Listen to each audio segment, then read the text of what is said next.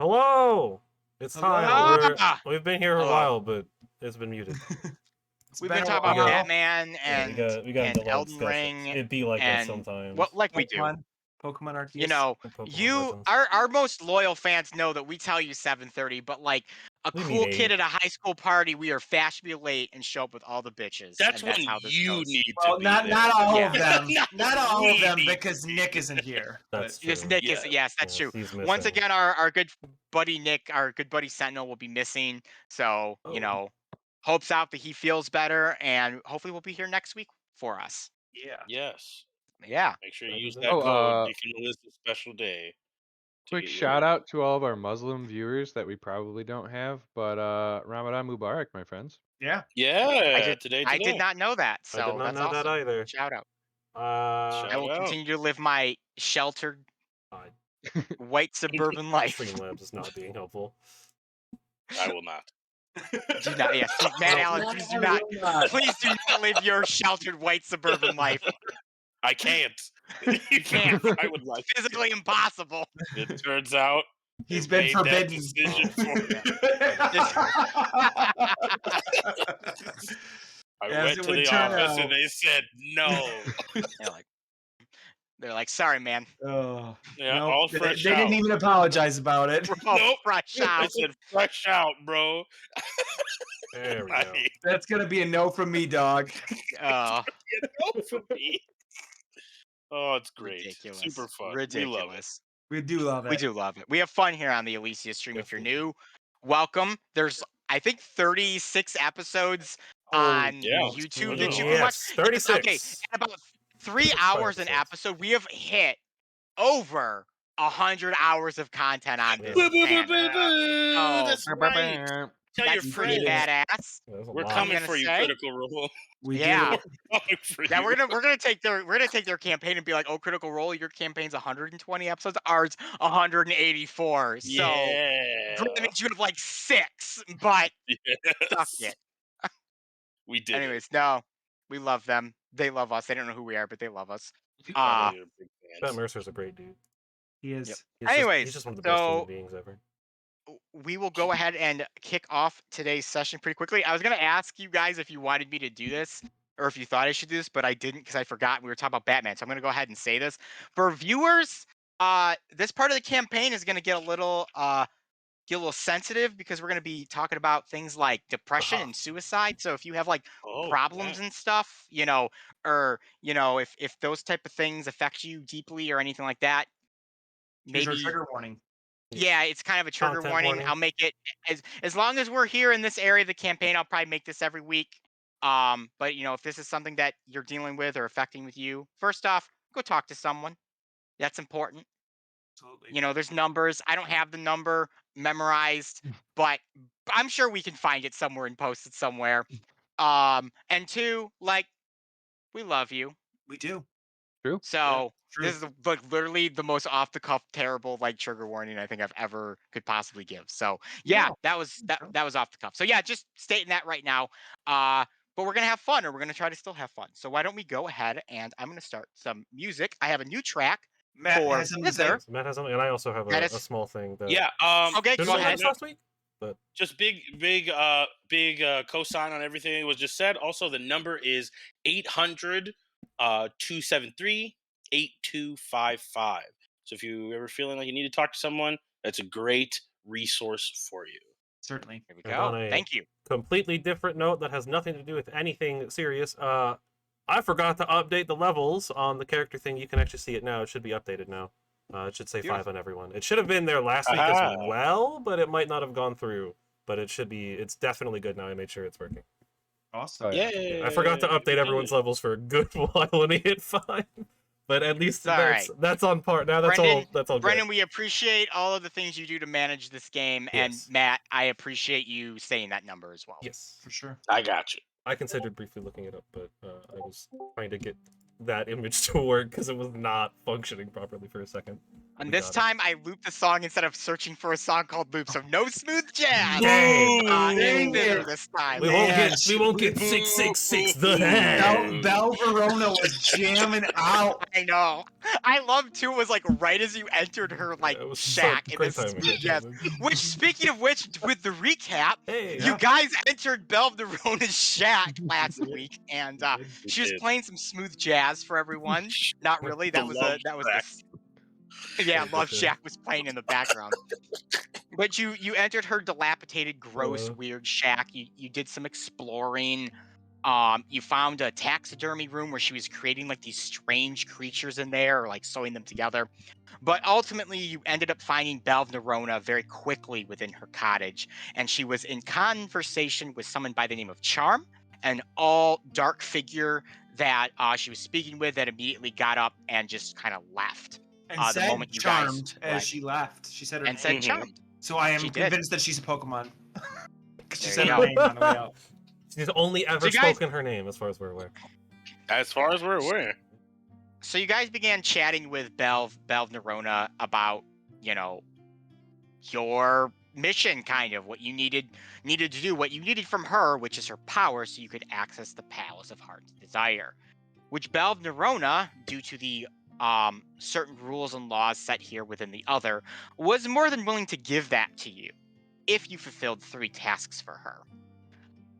She gave you these tasks. The party was like, we're going to deliberate. You went to another room, unaware you were being spied on by her, but regardless, you went to another room, and you had a conversation about what you planned to do going forward here, because if Belv Nerona was going to offer you treaty, the other 2 hags might as well, and were you going to assist them to go the path of least resistance, or were you going to take the path of violence and kill these hags? And ultimately, I think with Jamie kind of being the moral center on this one, said, no, these hags are terrible people.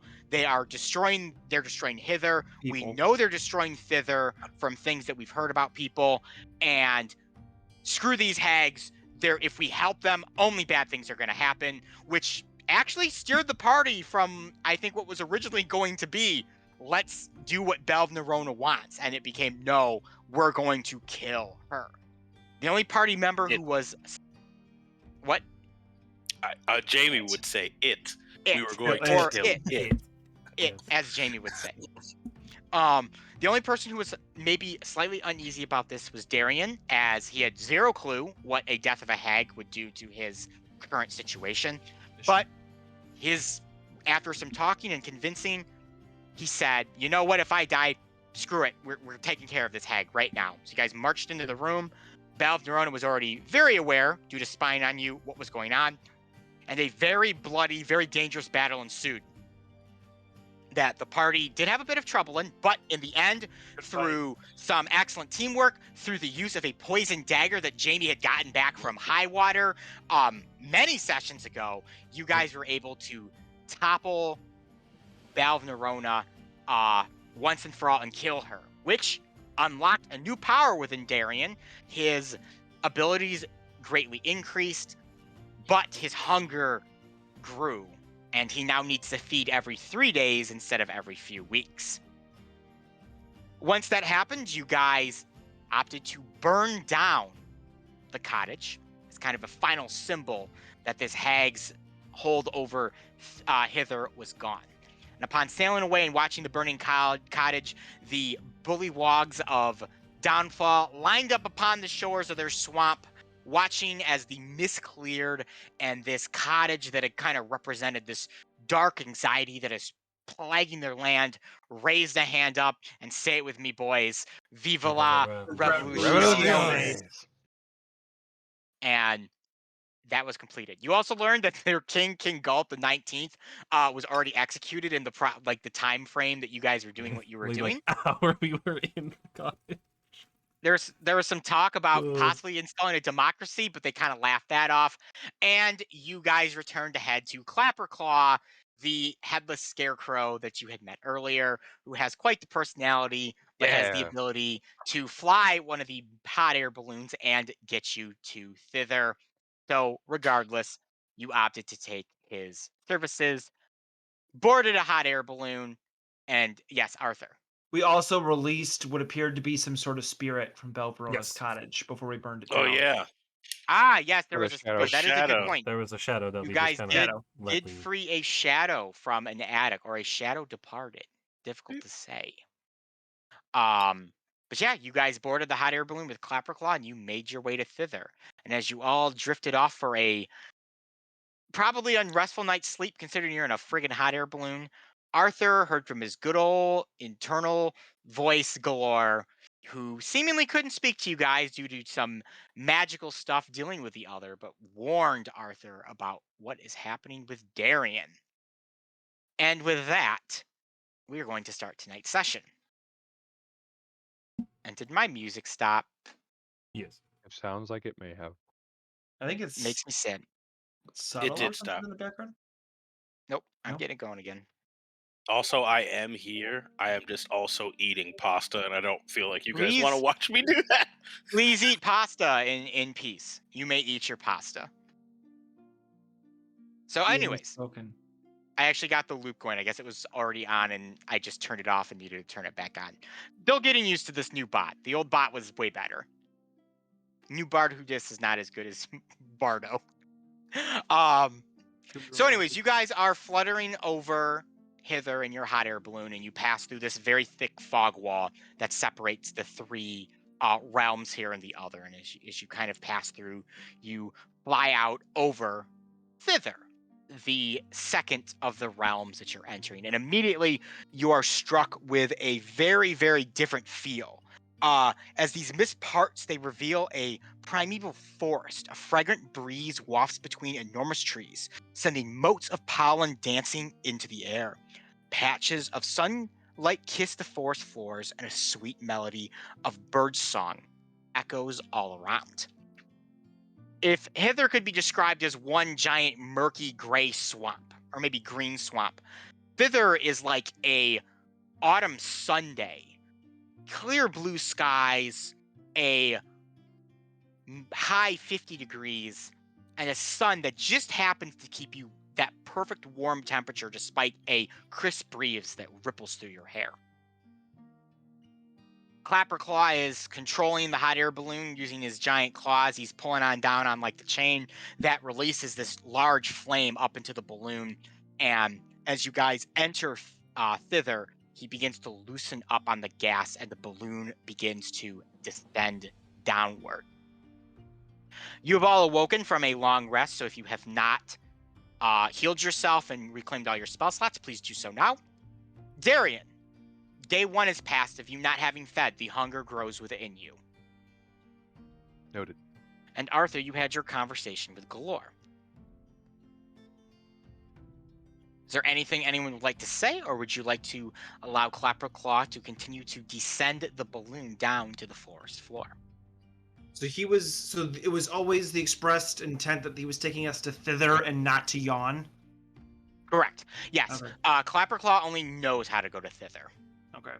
Because I had been under the impression that Scabbatha Nightshade was or Granny Nightshade was kind of the leader of the pack here, but maybe Edelyn is. You are pretty sure that Scabbatha, from what you've heard, is the leader of the group. So she probably would be the toughest to take down, but you never know. Yeah. Okay. Is what it is. Only thing I guess I would try to like reaffirm is because again I'm assuming we're always being watched just because of the power of these hags. I'll just kind of like get the group's attention and say, so the plan we enacted with the first one, that's just the plan going forward. There's no more debating. We're not changing plan. That works for me. Yeah. Okay. Sounds great. Okay. Alright. Just so we're not caught with our pants down again, where they're like, I knew you were here to do this. If we can get the jump on one of them, we take it. Okay. The Clapperclaw begins to lower you guys down to the forest floor. On the edge of thither here, a few miles past the giant fog wall that you just passed through, like he begins to lower you down. And eventually the balloon touches down outside of a mountain range, still covered in these trees, but a mountain range nonetheless with a cave set in. As the balloon touches down, Clapperclaw clears his throat and he says, I'm touching us down here. Don't want us shot out of the sky like some of the other balloons have been in Thither. I can guarantee you if Valve Nerona was shooting people out of the sky, Scabatha's aim would be just as true. Oh, I appreciate that. I won't be able to get you much further than this, but here on the edge of Thither, she most likely won't be able to hit us. So, closer you get to her home, whatever that might be, gets more and more dangerous. Gotcha. The balloon finally touches down.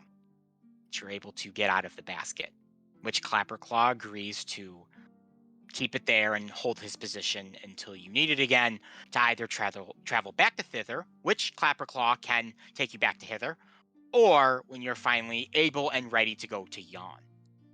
However, as you leave the confines of the balloon basket, you realize that the autumn breeze and autumn pleasantries that you felt above the tree line is not the same here within Thither. Underneath the initial top coat of leaves that seemingly coat this entire land and give it this red, yellow, and gold feel, the underside of the trees are barren and dead. The floor below you a dirt with fragments and patches of dead grass that seemingly have long since expired, and bare trees, branches that haven't seemingly had leaves on them in centuries, stand around you. And worse, off in the distance, far in the distance from kind of where your vision is, you see what appears to be numerous bodies that are hanging from the trees. Okay. Lovely decor. So did Clapperclaw seem the way he said it? He didn't seem to know where Scabatha's abode was. He just said, "I'm putting you down in the edges because I know she can't hit us here." Yes, Clapperclaw is a resident of Hither, though he can travel to Thither. I can guarantee you, with how the hags have been controlling and operating things, he's not been here in quite some time. I guess we Okay. just head towards the hanging people. That's a I feel sign bad of about debauchery. Reginald. Oh yeah. He's probably all right. Now, the Reginald is just hanging out in front of in front of the Brigand's Tollway, chilled. Oh. We didn't even say yeah. goodbye. We just left. Did we tie him up? Is he stuck? No, he's just there. Like He's we just literally there. He does have a Yeah. float tied to him, though. a little basket float that we made out of the balloon and the raft. Yeah, so Maybe he can turn it into a business. You know, he's a smart. Hopefully guy. he- maybe, yeah, maybe hopefully he scrappy. does. Yeah. Well, He's smart. you know, He was really good at we chess. anyone. So. We left hither better than when we arrived, so maybe it turns into a flourishing area for him to be free in. Let's stay I positive. just feel like he's gonna bang his head against the Brigoods Highway till we come back, like that whale in One Piece. I'm not familiar with One Yeah, Piece. I don't but- know what the I'm One an anime Piece fan, and I'm not. is. I've never read or watched One That's Piece. that's for you cool kids who watch One Piece. All I've right. tried. There's too Elyssia, much. I I'm bringing can't you get- One Piece references that can't only one person understands in the group. There you go. Okay. I love it. The only thing I know about One Piece is that Luffy is now a Super Saiyan. Ooh. Sure. Interesting. It's more or less correct. Spoilers. All I know is that Oh. he's real stretchy. Now I'm There's a thinking dude that about fights with a Reginald. sword in his mouth, which is really cool. And his name is Zoro. Okay. So to re-describe okay. the area real quick, you've touched down next to this large mountain face. There's a cave, and then there are obviously the trees all around you, which even go up the mountain, like the trees everywhere. And there are bodies that are hanging in these trees. Bodies And you are said all in the sporadic. distance, Next to the the bodies bodies? are in the distance, right? Like there's a Oh, Oh, they're not Yeah. like close enough. They're in the distance, but they're not like you have to walk miles to get to them. They're probably like 10, 20 feet away from you. and Oh, I'll those are walk hanging over. away from the cave, right? Correct. I'm gonna walk over to one of the bodies, and I'm Yeah, I'll going join him. to. I'll join him. They are high in the tree. You'll have to climb the tree. I can climb a tree, so You I can. will climb the tree. Right, so I Jamie, just want you to see start. what. Yeah, I want to go up there. I Jamie- want to medicine check to see what they died of. Yep. If there's like a wound or something. Yeah, so Jamie, you start climbing the trees and making your way up there. You get to the branch and you see that there is a figure of there's three figures in this one tree, and there are more bodies around you. This is not just these three bodies and nothing else. There seemingly is bodies in almost every tree hanging. Mhm. So Yeah. you Medicine would you like to check let see them what down, they- or would you like to see if you can examine them while they hang? I'm gonna examine them where they are. Give me a medicine check then. Yeah. Let's see. All right, roll 20 or D&D DM. Beyond dice. While he's rolling, are there any children? No, they all seem to be adults. Okay, Arthur's fine. That's then. 28. It's the best I can get on a medicine check. buddy. Nice. So Not Jamie, you bad. kind of shimmy your way out onto the branch and you examine the first body, who appears to be of a human male, roughly in his early 40s, decently well built from what you can tell, given his body has seemingly hung there long enough that it has begun to decay and shrivel and rot. As you examine it, you notice that there seems to be a very clear wound on the side of its neck, about right here, as if a small blade entered there, not once, not twice, but 8 times. Is that similar or the other things No. around me? One appears to have severe rope burn on its neck, as if it was hung, and the other one has slit wrists. Okay. Got I it. should So also a note lot that 2 of the bodies are male and 1 is female. Got it. So some of these. Got it. Okay, so different causes of death. It's not like the same thing. Okay, how are they all hung? By their If neck. I noticed the one that was hung by its neck, they're all hung by its neck now, but that's not how all of them died. Correct. Some of them Got were it. hung after the postmortem. Okay, yeah. So some people. So okay, so when I'm gonna come down, I'm gonna I'll relay the information. I guess Jamie wouldn't need to tell you exactly how they died. I think Dr. Jamie would say these people were put here specifically. Not all of them have died from hanging. Only one. So I think this is a display of some kind. It's clearly meant to invoke something. Obviously. So these people are soup's great.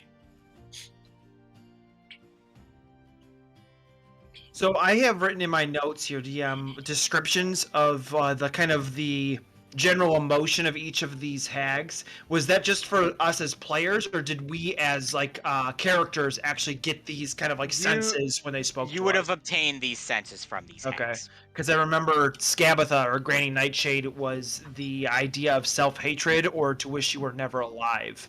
So just kind of pocketing that again and bringing that back up to emotion. It certainly speaks true to these bodies hanging in the trees. Yes, it does. All right, so Jamie has relayed that to you guys. Well- Is there anything else you would like to do in this area? Do we want to go towards the cave, or So do we the want to only head place we further can into the see to forest? actually go is the cave. But that doesn't necessarily mean it's going to lead us. The I mean, right way. I can. I don't think it's the right way, but We don't know There's which two way options. is the We right carry way. we carry on through this forest, looking at all these bodies, or we carry into the cave. I'm not sure which way is up or where to go in this place at all. No. Are all these bodies naked or do they have clothes? They're all clothed. Okay, I was gonna say because maybe they might have something on them that would give us an idea of which way to go.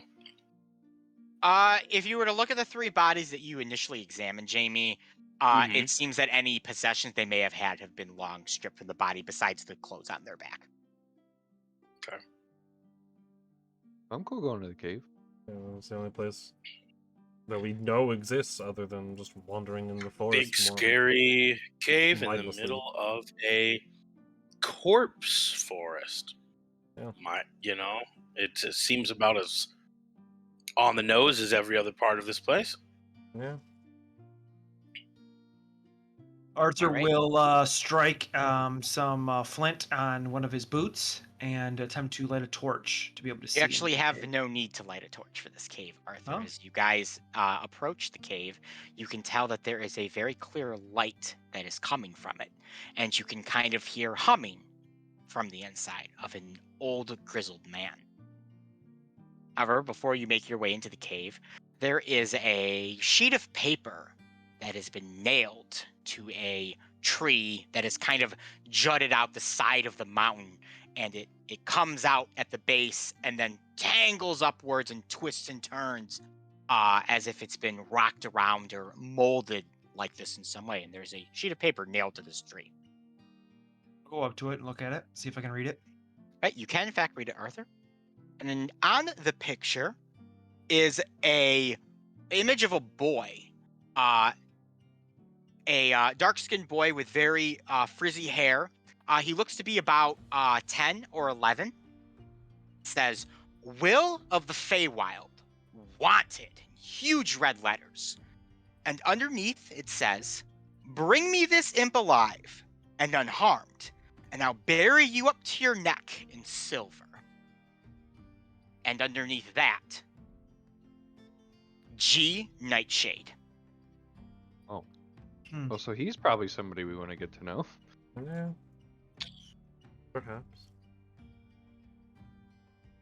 This was on the outside of the cave? Yeah. Yeah. Nailed to a tree. Interesting. Cool.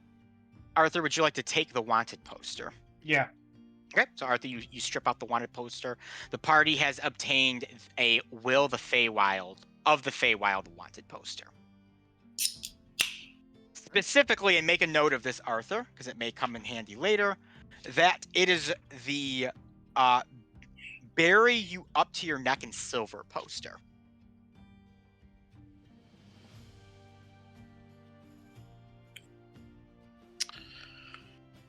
Oh, do we want to continue in this cave? Yeah, I guess so. Yeah. All right, you guys begin making your way into the cave. It does not take Bring you him long. unharmed. Yes. Unharmed, yes. Unharmed. Unharmed, and I will bury you up to your neck in silver. So you make your way into the cave. Cozy torchlight radiates from within this cave. 20 feet from the cave is a tree. Oh, I already guess I said that already. Never mind, sorry. So No worries. inside the cave, this lit cave, a wizened old man wears a blindfold and sits at a spinning wheel surrounded by piles and piles of gold and treasure. As he spins, he reaches down and grasps handfuls of coins, which transforms into gleaming golden fibers as he begins to weave different objects and items. And that's where the humming is coming from? Yes, he is humming right now as he does this. Hi. Who is there? We are just traveling on through in the middle of Thither. This is the Thither area, if I remember correctly. Yes. And we are looking to find a way to get to the house, evil cauldron filled with different rooms of the lady who calls herself, or the being that calls itself Granny Nightshade, if you have some idea of where to go. Nobody travels through Thither because they want to anymore. People travel through Thither because they're required to, or they've been forced to, or the granny has taken them and locked them, chains and all, here to this hellhole. You seek the hag, then?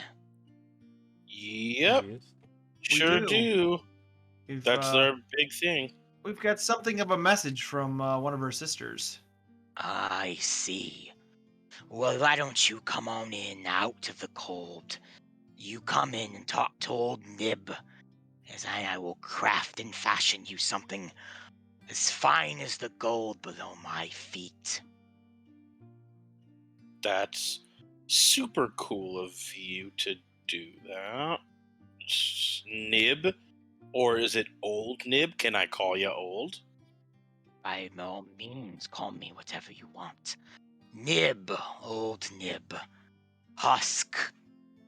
He turns to you, and he pulls down his blindfold, and you see that his eyes have been sliced and 12 or more times, leaving nothing but gashes and slits all around where his eye sockets are.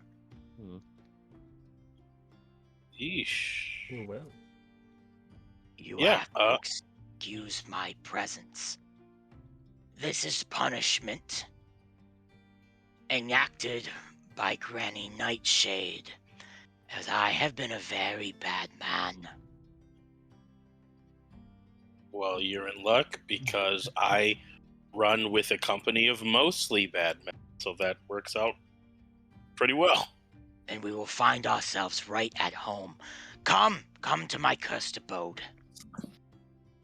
Well, I wouldn't have said that, but yeah. Okay, cool. Let's Sure. we I'm gonna- will go to a different Sure. part of this cave, or should I'm we gonna- just sit down here on the ground? Make yourselves at home, please. Ah, As yes, that's it.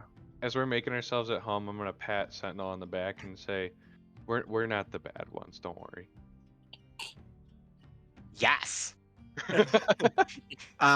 Is there any sort of furniture or anything in this cave? Besides or is this it- little wooden stool this guy is sitting at as he spins these fibers and he's making these items, nope.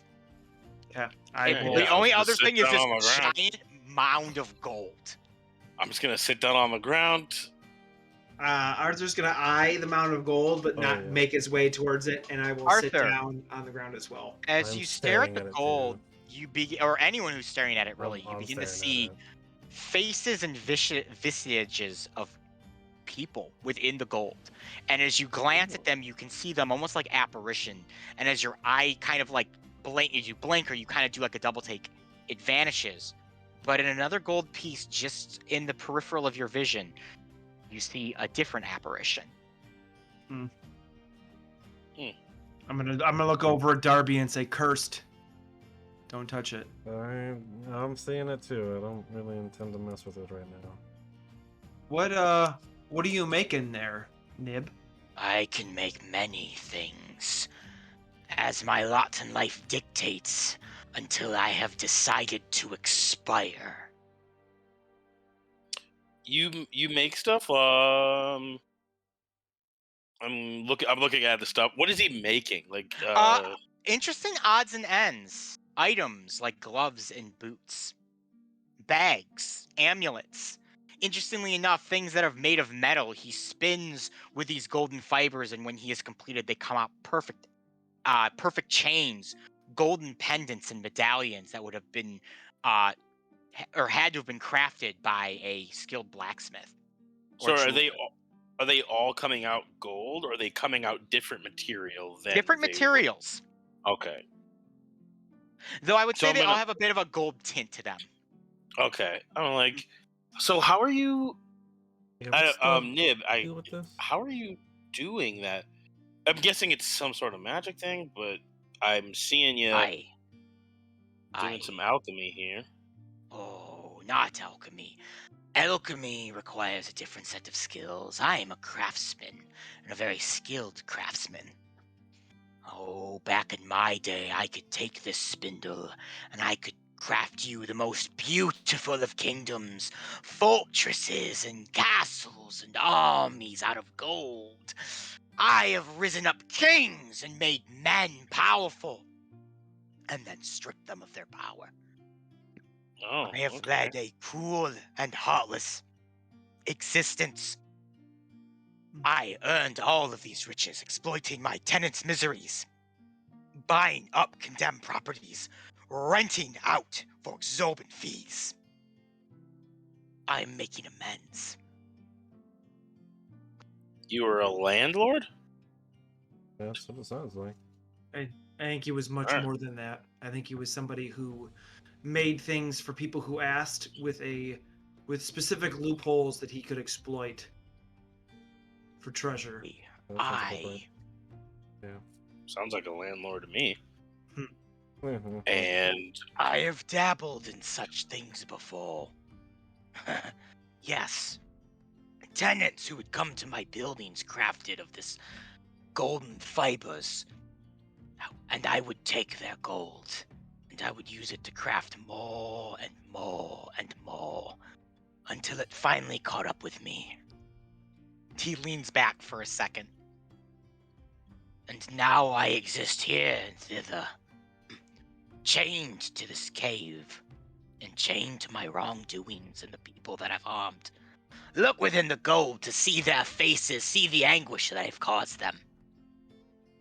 And now I slowly wait for the nightshade to worm its way into my brain and feast down to the center and make the guilt too much to bear, make the pain too hard to reason, until finally I end it and free myself from it. For this is the lot of life of those who dare enter thither and exist under the reign of Scabatha Nightshade, drained of their very mortal existence, the very fibers that make their brain function, until they're nothing but sobbing, splattering children, unable to communicate the very means of happiness, until there's nothing left but sorrow and death. A little too eager, Arthur kind of leans forward and asks, if you're aware of your damnation here, why not do something about it? Because I am too far gone. When I was a younger man, back when I made this deal with Granny Nightshade, oh, there may have been a time I would have said, rise up and overthrow the hag.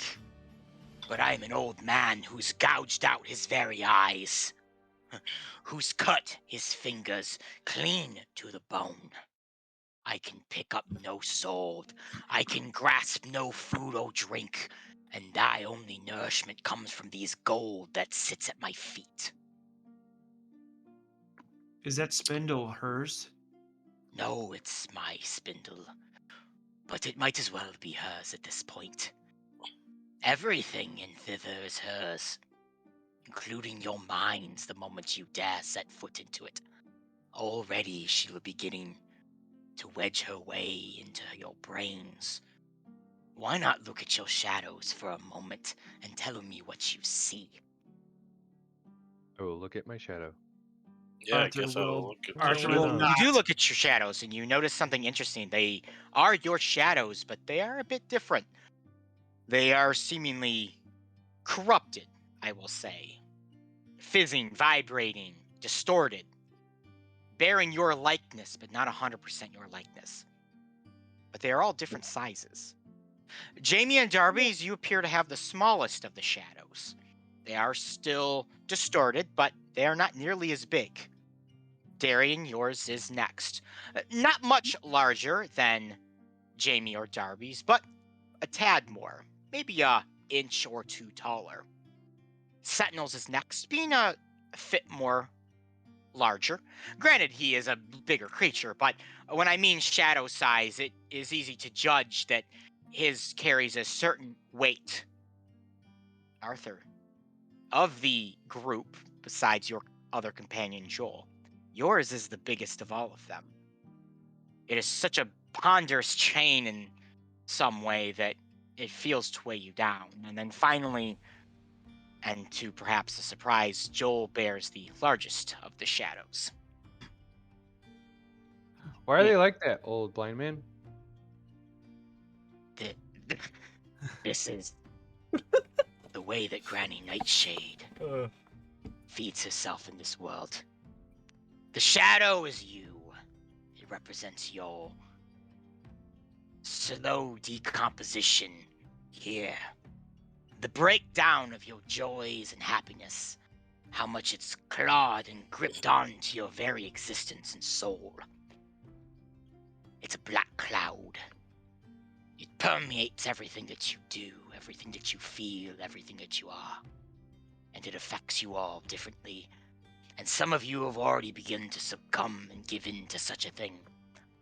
You might not have seen it before. You may have been painfully aware it was there. Oh, but you have not seen anything like this before. Now that it is out in the open, stalking you like a specter, like it always has, mind you. But now, it's tangible. So bigger is not better. So this is some illusion magic. Super great, awesome, lovely. Gotta So- love people like that. Yeah. We mean to give Nightshade her final meal. Okay. Do you bear- know you're the best where? chance we have as a guide to this Yeah. place. If not to Granny. help yourself, then to help others who may befall the spell you describe. Granny Nightshade exists in a fallen oak tree called Loom Lurch, far north of my cave. The path to Loom Lurch used to be rife with leaves, beauty. Dryads would walk the forest floor, giving it life. And now there is nothing but sorrow and death in these parts. Seek out the wayward pool. Seek out the unicorn that resides there, for she may be able to help you with what you seek. The what pool? The wayward. The wayward pool, as Darby said. Carry on my Wayward. wayward son. Yes. Carry on, my wayward pool. Okay. So what? Real quick. Where go would ahead. that even Go ahead. be? I mean, we don't. We're new here. We don't know anything about or anything. That's even The about wayward pool will be on the way to Loom Lurch. Okay, So to the north. so somewhere north. Got it. Everything here is to the north. I reside at the southernmost point of thither. Right where I should be. Right where I should be. Well, question for you, old blind man. What's the? You're just making stuff for penance? That's the bit. Yes. And And if you... do people normally come through here asking for stuff, or are you just sitting in here by yourself? Because apparently no one comes in or out without Granny say so. So It's I'm confused very on how you- rare that I have guests. You would be the first that I've had in perhaps a century. Oh. The first that Granny will let travel this far south anyways. Which is why I will give you something. Oh. And as Okay. quickly as he speaks this, Jamie, he begins pedaling the spindle. It begins spinning rapidly as he's feeding these fibers into it. And out comes a wooden stick with a slight gold tint to you. And he hands it to you, Jamie. I will take the stick. Jamie, you now have a wand of secrets. Man, I keep getting all these magic shit. A wand of secrets. I will look up what. Basically, that the wand does. of secrets, I think it gives you 3 charges of like it's like a find secret spell, so you can find hidden passages and doors and like magically enclosed things with it. Got it. That's Very cool. cool. I will take that. Real. Well, hey. I appreciate this wand. I know that that's how this, how things kind of work here. But question for you: Can you? What's your dimensions like? Can you follow instructions? If I gave you dimensions for something, would you be able to make it? I craft what I craft. That's a Amazing. great non-answer. I'm pretty sure think he that's means a he's no. not making it for you. Okay, so that means you can only craft what you want to craft, not what someone asks you to craft. I craft what the spindle and the gold allows me to craft. Got it. So I couldn't put in a request for something. You would just have to talk to the spindle and figure that out. Correct. Okay, well then never mind, bro. Thanks for the stick. I appreciate that. Have fun paying penance for all the people that you hurt. Guys, if we're gonna bounce, Mosey. Yeah. Are there gifts that the rest of you would like? Yes. I'll Yeah, take one for sure. sure. Yeah, I'll Before you take go ahead 3 and things. go ahead and make me anything, do you know who this is? And I'm going to pull out the wanted poster and show him the picture of the imp, which I just realized he has no eyes, so I can't do. I'm gonna look at Arthur. I will describe to him, realizing my error, I will describe to him the picture of what I believe was described as an imp, but that might So have just the been an poster insult. said he was an imp, but he's a An human insult. child. Yeah, so a human child, dark-skinned human child with frizzy hair, that Granny Nightshade is looking for. Will of the Faewild. Supposedly he and a band of youngins have teamed up, trying to save the children that have been enslaved by Granny Nightshade to serve her dark deeds. You'll probably find many of those posters around here. You can find him In a specific place that I need to look up the name because I forgot. You can find him in the name of a tree referred to as Little Oak. Also in the north, past the Wayward Pool, but still a bit more north than Loom Lurch. Oh, Keep so on. so Will of the Faewild is his name. I thought it was like the Will of the Faewild, like the will of God.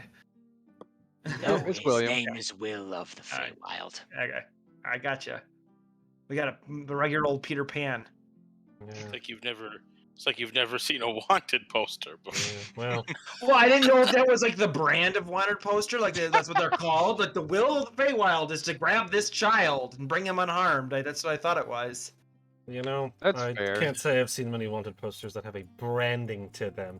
Usually they just say the name and how much you're going to get. That's because you haven't would been think with wanted for people- enough money, Oh, Darby. yeah. Wanted like, posters okay. brought Once to you- you by you're Crazy right. Cola. Once you get wanted by enough people, they start branding them. Trust me. I was gonna say I've never been caught, so I guess I don't.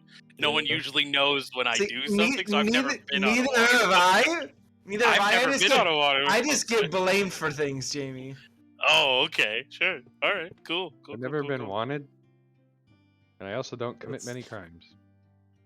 It's very I thought sad. you were just Darian. gonna leave it as never been wanted. I was gonna say Yeah. Aster would have something to say about Yeah. that. So it's very sad, Darian. I'm sorry.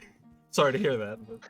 I was like, Okay. oh, don't you worry. I can't imagine that you will be staying off of any wanted posters anytime soon. Varian, Nib begins to fashion you a tiny golden hourglass, which he hands to you. This hourglass will function like an elemental gem, which will summon an air elemental. If you'd like to look up the exact, Step blocker though. That's- like stuff for That's that. big boy energy. Yeah, so look up an yeah. elemental gem. It's for an air elemental specifically, but you have that. That's He awesome. begins- He continues to fashion. Arthur, as he finishes his work, he hands you, oh, that's a nice one, a beautiful red and gold cloak of protection. Ooh. Ooh, is this something I have to attune to? Yes, yes. All of these magical items, except the gem, I think you have to attune to. Okay, I will Have to begin attune to the attuning wand? immediately. Maybe not. Double check, because the wand's Yeah, double actually a check real the item. wand. Double check. The wand you might not. need Yeah. to. It doesn't say I do. So. If Is it that- doesn't, then you Yeah, don't. but it doesn't say Is that. that just a +1 to my armor? Yeah, plus one Yeah, to it's a AC. +1 Oh, to that's AC, yeah. awesome. So it's a red and gold cloak. Oh, that's Yeah. awesome. I'm gonna wear it kind of like over like one shoulder, kind of like those half what are those called? Capes. Yes. That'd be dope. And finally, Darby, he crafts for you Ooh. boots of elven kind. Oh wow. Ooh, That's dope. very nice for me. Yeah. Here we go. Advantage on stealth. Yeah. And Arthur, if you'd like to jot this down for Sentinel, because he also gets a gift. Mm-hmm. I was gonna say one for the chicken as well. He gets an amulet of proof against detection and location. Man, everyone's getting stuff. Not bad. Can I take Joel's gift? So amulet of proof against detection And location, and location. Very cool. Oh, sick. Okay. These don't which I require believe, attunement. protects you from like scrying. Yeah, stuff. Yeah. scry spells that's and dope. stuff like Let's that. see what Joel gets. I was like, I'll Joel take gets. Joel's. Joel gets bracers of archery. Well, he was Oh, gonna never use mind. those a lot, huh? Never mind. You want to trade it to Darian and take the air elemental? You don't get to trade items. This Why man not? specifically made you something. He That's just gave it to fair. us. That's fair. How rude of you in front of this You man. wouldn't who even just- see us do it. That You're the one is- who's He hands walking around Joel these saying it. bracers, and Joel's like, dope! And he puts him on. He's like, look, I'm a regular old archer right now. I'm like Legolas, man. Don't I know really who think you that should give is, those to but- Darian. I really think you should give those to Darian. Or Darian, would This you like to Darian give doesn't use a Joel bow your anymore. bow? He all Oh, went yeah. like He does. feral beast on us. He Now uses he's a like, bow. and he hits people with I'm a gonna sword. look at my bow on my back. He still uses it. He shot it literally yesterday. What are you talking Yeah, about? he just I we was literally. playing rock paper scissors with your dragon. I was babysitting him. Remember? Oh, that's right. Yeah, you weren't there. You were too All busy right. being a Well, coward. thanks for My the bad. I'm The not a coward. I wonderful- am understandably nervous about dying. You know, that's that's a what we'll do. fair point. That's a fair point for you, and I'm glad that you found where you sit amongst this group. That's Yep. lovely.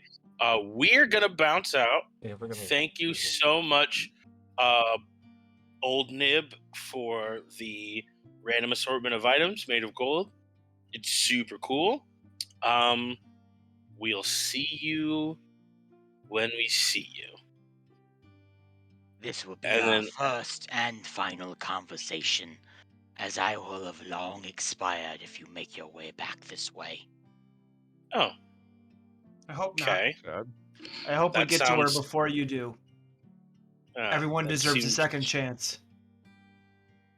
I agree with you, but in this realm, I don't know what that- there are none to be given, Then we'll make one. and that is why I've given you your gifts. Much appreciated. All right, well let's get out of I here. will begin attuning to my cloak of protection. You have to do a long rest for it. Oh, okay. Yes. Thankfully, the boots do not Hey. require attunement. I just gotta put it So on. we'll just Double check the cloak, Eric, just to make sure it says you need to It It attune does. to it. As soon as I added it in D&D Beyond, it says it requires attunement. Okay. Yeah. So you guys make your way out from Nib's I will cave. begin Captain. sleeping for 8 hours right now. No. Sleep in this man's cave. again, I'm gonna definitely be like, hey Joel, you should Yeah. probably give those to Darian.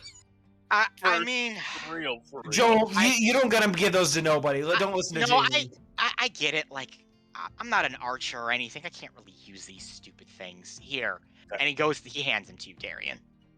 I mean, I could teach you a thing or two. He doesn't have a bow though, Darian. That's kind of the No, you it's not the could. time You could, for but archery lessons. I'll be 100% honest. Like, fucking look at me, dude. Like, do you really think I could shoot a bow or, like, learn to shoot a bow in the hour it's gonna take to matter? Alright, well, you take this then, because I'm sure you can't mess up using this. I'm gonna The hand gem? him the gem. He will take the gem. I just looked up the stats on an air elemental. They are mean. They are. That's what I'm Yeah, saying. people. They mess people Yeah, up. they are. And now Joel has something. If we're not around He has something to, to to protect him, Yes. The problem now is, has if he to gets live hit with hard enough and if he loses concentration on it, it is going to murder him. Well, if he gets Man. hit hard enough, he'll probably he's die. just Yeah. gonna He's die. at 10 HP. I don't This is the see- best move. Ethan, Mechanically what was- speaking, it's not a matter of if he will pass the concentration check. It's a matter of if he has enough HP to still be concentrating in the first place. That's fair. That's fair. What's Yeah. up, Ethan, Darian? what did I just get? Bracers You of got archery. bracers of archery. I believe it's Okay. a +2 archery. I think it's a +2 damage to your archery. Yeah, Yeah. I think it's a Dang. +2. Yeah, to Which your is why I range was attack like bows. very much like, it's a great thing to have and not for Joel. Eric, the player, really likes that choice. Yeah, Arthur, not so No. much. So- But Dr. Mechanically Jamie speaking, is it makes way like, more sense. these things, I don't like. There's no mystical connection to any of this stuff. It's just a crazy guy in a cave decided to make these and nothing else. And as soon as we leave his purview, his rules on who gets what no longer apply. That's fair. You guys are having this conversation too, and Joel has kind of handed over the bracers to Darian and gotten the gem. He's kind of looking at the gem and he pockets it and says, "Hey, can we address the other horrible elephant in the room? The giant creepy shadows that are kind of decided to make us home." Don't know what you're referring to as far as giant creepy shadows. Mine's about normal, actually. I'm going to point Good- at my good We're for you. average. Joel's. What'd you say, Arthur? I'm sorry. I'm just going to look at Darby and point to my shadow and to Joel's. Look, man, I didn't look at anyone else's. I didn't care. I looked at mine Yeah, and I went, "This so- is pretty normal." and just guys, assumed it was an size old man spouting nonsense. Doesn't matter. Size doesn't matter. All right? I don't know why we're having this pissing contest right As much as I enjoy your euphemism, Joel, it probably has something to do with inner turmoil, Yeah. guilt. Yeah, I'm not guilty or anything like that, so I don't fucking get this. Well, denial's a great thing Yes. to have. Your shadow says otherwise, but you can think whatever you'd like. I mean, if these things are even to be trusted, I mean, Yeah, you never know. That's fair. if these things are going after people, most likely to feel regret about stuff, chances are these shadows are just mind games at this point. It doesn't really matter as long as they're not going to do anything to us. And we'll just keep an eye on it. And if it's just a marker on how sad you feel inside, well, then that will just kind of roll with it. Does that seem Okay. like a cool move? I guess not much else we can do, right? And if Yeah. we kill Skabatha, then the shadows go away. That seems like the idea. Possibly, but When we kill Skabatha, the shadows Yeah. will go away. Yes. When we Well, kill the- Skabatha. we don't know for sure The- they will. The feelings will not, but the shadows will. I am totally fine. Like Jamie said, it's an illusion, like a rabbit getting pulled out of a hat kind of thing. Exactly. As somebody who is not totally fine, I commend you, Joel. You're far more courageous than I am. Yeah, of course I am. It's what I do. Well, if we've all judged our courageousness level to the appropriate degree, what do you say we keep going on to we kill have this? a unicorn to go talk to, apparently. Yeah, we have to find a unicorn again. Yeah. These sentences that I've been saying since I've met you have gotten stranger and Yeah, stranger. no, I never expected to say I would go 'Cause with I a just said unicorn that. in my life. I just said that, and it made perfect sense when I Yeah. said it, and I feel like I should get other friends, other coworkers. I'm gonna give Jamie a little hand on the shoulder and just go, proud of you. And then I'm gonna start walking. Soup's Sure. great. Okay. Love that. Love I'm gonna try. that. I'm gonna try and usher Jamie to kind of the back of our walking group here. If we're gonna walk towards what we believe to be north whatever. in this area, if we Mhm. can even determine what that is. You're right. I would assume and I'm it's gonna- the opposite way of where we came because he said he was. That's fair. That's Yeah. fair. But I'm gonna kind of pull him aside in a way as we're walking and say, as much as I appreciate what you're doing for Joel, as somebody who I can bury the feelings with the best of them, and I can pull myself out of some shit if I need to. We may need to deal with what he's going through before the end of all this. Yeah, Joel is clearly in denial about his role in Marili's apparent death. However, there's not much we can do about it now. Not And saying we're there just is. keeping I'm just we just keep an eye on the shadows, and if things start happening, then we will just tie him down. I mean, what really could he do? that's very practical, Jamie. And again, I appreciate your candor, but how do I say this? Talking like this makes me uncomfortable, but you pulled me out of a tough situation emotionally very rapidly when I needed it not too long ago. That's what I do. I may need your help again with Joel, is all I'm saying.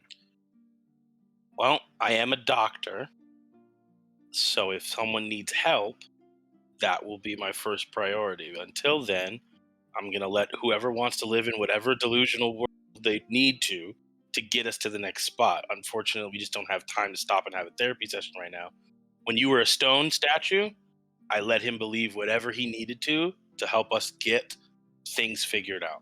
And that's what I plan on doing now until the situation changes and I have to do something else. But I'm aware. This is just the easiest way to get through to someone like Joel right now. Fair enough. I'm gonna pat him on the shoulder and I'm gonna walk ahead. Why is everyone patting me? We know you don't Yeah. like personal touch. We We have not reached the level of bats. Dr. Jamie Watts he will is- say. Arthur in his mind is fully convinced he's met the level of personal touching. We were ready for shoulder pats after the first month. Yeah, We've been that's hanging right. out for That's like right. a year and a We've been half. together for like I 8 know. months or something like Yeah, that. we're like Almost a year almost a now. year at this point. Yeah. It's All just, right. Jamie's in denial himself about how close we are as a group. That's very clear. He is in as much denial as Joel is at the moment. Correct. About the friendship. I love it. All right, you guys begin making your way north through Downtown. thither. Making our way And downtown. A Walking lot fast. of what you are seeing is what you saw when you arrived. These Fantastic. winding, dead dirt roads and bodies that are hanging in the trees off in the distance. Some obscured by this strange fog that seems to occasionally roll in and roll out. But for the most part, it is relatively sunny and pleasant weather-wise. That's kind of As even you- more off-putting. And then, like, I'd rather it be Yeah. like gloomy. Rainy and dreary and just all bad rather than like half bad, half really good. As you make your way along, you come across in the road a clearing that stretches for miles, and claw prints, the large, almost worm-like shape that has dragged itself along through the trees, knocking them down, tearing them asunder. And this just goes on and on and on, from kind of diagonally, from one way to the other. And it's like this, almost like you said, like worm-like trench that was dug through. Correct. There are claw marks and like handprints, and not really hand, but like claw prints and stuff in the ground. Hell, Okay. great. Can we hear and or see anything through this, or does this happened a while ago? Difficult to determine when it happened, but you do not hear or see anything. Okay.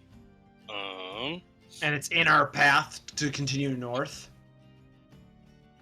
Goes like No, so diagonally. you guys are going north. It's more of a diagonal. So if the path is going this way, it's kind of like intersecting like that. So we'd have to kind of walk through the little trench that it made Correct. to keep going, but we wouldn't follow Correct. it. Okay. Correct. Kind of just in the way a little bit. Yep. Alright. Well, That doesn't as- seem yeah. promising. And it's something very large that made this. So keep your eyes open, because it'd be hard to miss, I guess. But I don't think following this thing through which way it went would be the right idea. So, Ethan, can I do a nature check to see if I can recognize this as being like an enlarged, like? Yes, please from go like ahead, make a fringe or nature check. something? Might be more. 23. Not bad. Ooh. 23. So you kind of hop down there, Darian, and you kind of start examining different things and looking to see what you can see. This thing that has made this trench, based on the body shape, based on the claw marks, based on the indents in the trench from where its belly scraped along, this is a dragon of some kind that made this. Ah. Guys, this appears to be the trail of a dragon. And how D&D wide would you say bullshit. the ditch is, Ethan? How high? How like wide? So like the part we had to step into, like how It would be. wide It would probably be the equivalent of an adult dragon. Oh boy. And it's a big one. Question for the DM. Yes. What's I know Drangolin was a thing for a minute, but like how common are dragons? Nigh What's the regular? nigh uncommon at this point. So Meepo had that one dragon that you met at the carnival. There's like 2 known dragons which are in his possession, and the ancient white dragon in the north of Olin, Arkatosh the Filer, was killed a few years ago. So By they're- Meepo, as far by as Meepo, my yes, Yeah. yes, yeah. by Meepo, by everyone's recollection, because that's what he told everyone. yes, with the exception of the rest of you guys, because you guys remember him from whatever Yeah. the time Yeah. shenanigans The was. real- But as the far as time I travel, know, crazy the only bullshit. person who can deal with a dragon is Meepo. Meepo, correct. Yeah. I Okay, would yeah, say, okay. Jamie, that 99% of people will never see a dragon in their lifetime within the world Got of Elyssia as it stands. But I know they're real. Like I Right. wouldn't say like, oh, Yes. dragons. Oh, yes, definitely. They are real. Okay. They exist. Okay, cool. You've just All never right. Yep. seen one. Except at the I'd be like, carnival. Yeah. Well, yeah, Yeah. we've seen a Who do I dragon. Like, look we know like? they exist. Dr. J. Watt's gonna be like, who do I look like, Meepo? I'm not going over to fight this dragon. Are you insane? No, let's keep going the way we're going. Keep your eyes out for one though. That will be if the Yeah. one's roaming Just around. because especially you when don't you want to get fight to- it doesn't mean it won't want to fight you. Yo, Yeah, if I- there's a dragon here. I'm saying it so we run, not so we gear up to fight. Trust me. I We're on the think- same page okay. here. I'm not fighting no Alright. dragon. I have no intention I'm of fighting sitting one here either. going, I'm like, just I putting... am. It might not care that we don't want to fight it. It might want to eat us. It might think we are a delicious snack walking down We the do road. know of a pile of gold back there, though. We might be able to point it towards. Oh, that's true. That's true. I mean, yeah. I mean, If I you'll don't feel listen. super great about sicking a dragon on a blind old man. Well, he said he would be long gone by the time we would ever get back there. So That's we're not only- a reason. we're to send a fulfilling his dragon at someone. prophecy. What is Oh, we are- wrong with you? You're getting hung up on the wrong Yeah. things. The important thing is, I would rather him die to a dragon than me. I Feel cannot however you argue want with about that, Jamie. logic. Yeah, I cannot argue with that logic. I understand where that is coming. I'm not saying it's the right thing to do. I'm saying Yeah. I'm not going to get eaten. Yeah. Oh no! I almost thought that's what you were saying, Darby. But you were right. I should not have assumed that the right thing to do would come from you at any point. Yes, correct. Now that we're all on the same Right. page here about Yes, Darby's moral obvious- standing. Let's stay away from the dragon as a whole. That's Yes. cool. That I'm is our- down for that. That's as our well. guiding principle. All right. Onward. Onward. onwards and hopefully avoiding the dragon. You guys continue on from the trail of the dragon that you Dr. found. Jamie Watts is terrified of the concept of a dragon shock. Especially an adult dragon. Yeah, like that's the scariest thing that a Oh, human being could think of we'd at the be moment. less messed up. We will get one shot by that breath. I was Right. just, that's the scariest thing. They're very scary. Adult dragons are no joke. Yeah, I know. Even So as you guys- me, the player. Keep I don't going know. north, and you travel for the next large part of the day until a crisp evening. Everyone has their anti-dragon undergarments on, right? Joel's no. like, give it shit, I I- forgot my deck at Pazos. Yeah, I left mine back at the inn. You know. I am gonna assume that you're just being a shit right now, but because you all apparently know me, if you guys have anti-dragon stuff and you didn't tell me, we're gonna have a really serious conversation when we Well, get as long back as to you the- draw an oval, far and end. you stand in the anti-dragon oval. Yes. Are you joking with me? No, I don't know no, when you guys an are oval, telling an real oval, stuff. an oval will not save you, Jamie. You see a dragon, run. Yeah, Oh I don't my think the goodness. dragon cares what shape you draw on the ground. It's going to just eat you. We have established we're running from the dragon. Yes. Yes, Okay. that Onward. is order of business one.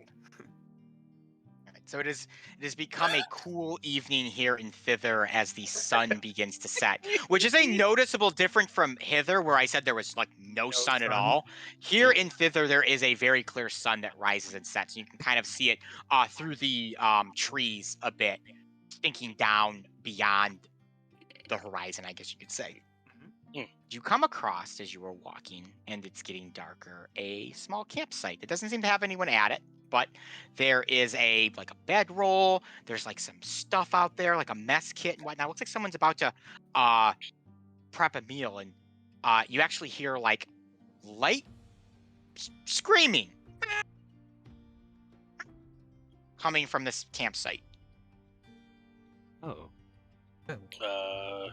Do we intend to investigate, or are we just gonna let them? Light do their own screaming? thing? Yeah, I would probably. Is Let's see it what like stealth screaming up. as in like a person screaming, or screaming as in like an animal making a scream? Difficult to tell. I will If you make a want to, perception check. I can sneak up and see if I can I perceive can what's also going on. sneak up and potentially. with I my can also newfound sneak. boots of sneaking. I would like- Everyone sneaks up. I would like to not sneak and instead see if I can identify what's making the cry. That's what I was gonna check. Well, you guys can all enter the campsite if you would like, and it becomes pretty clear that in the center of the campsite is a large burning fire, like a campfire that someone started. And there is a pot next to the campfire that is bubbling.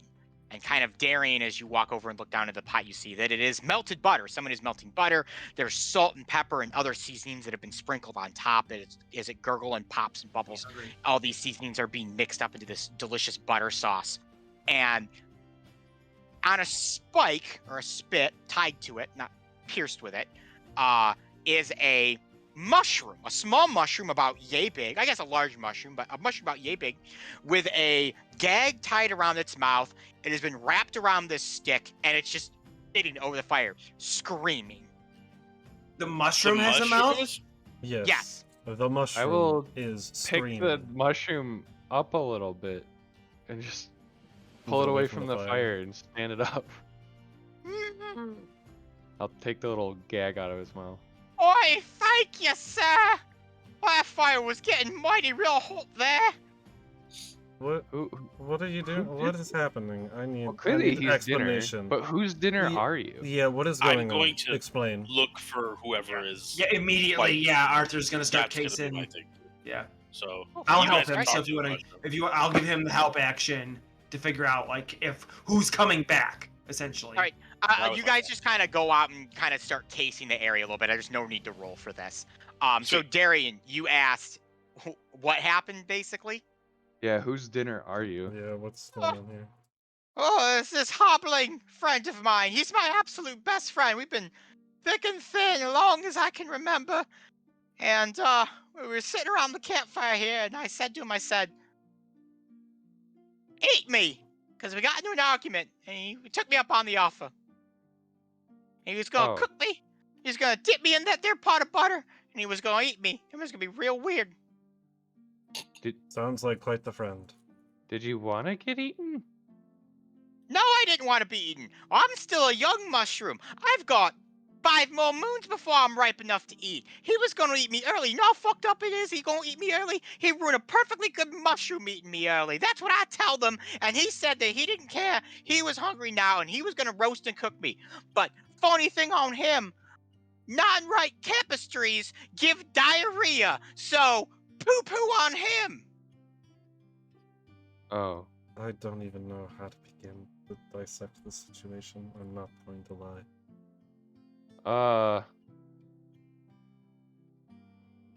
So, you said I assume jest, eat me, and he was like, sure, and then tied you up and tried to cook you for dinner because he was hungry and he wanted to eat you.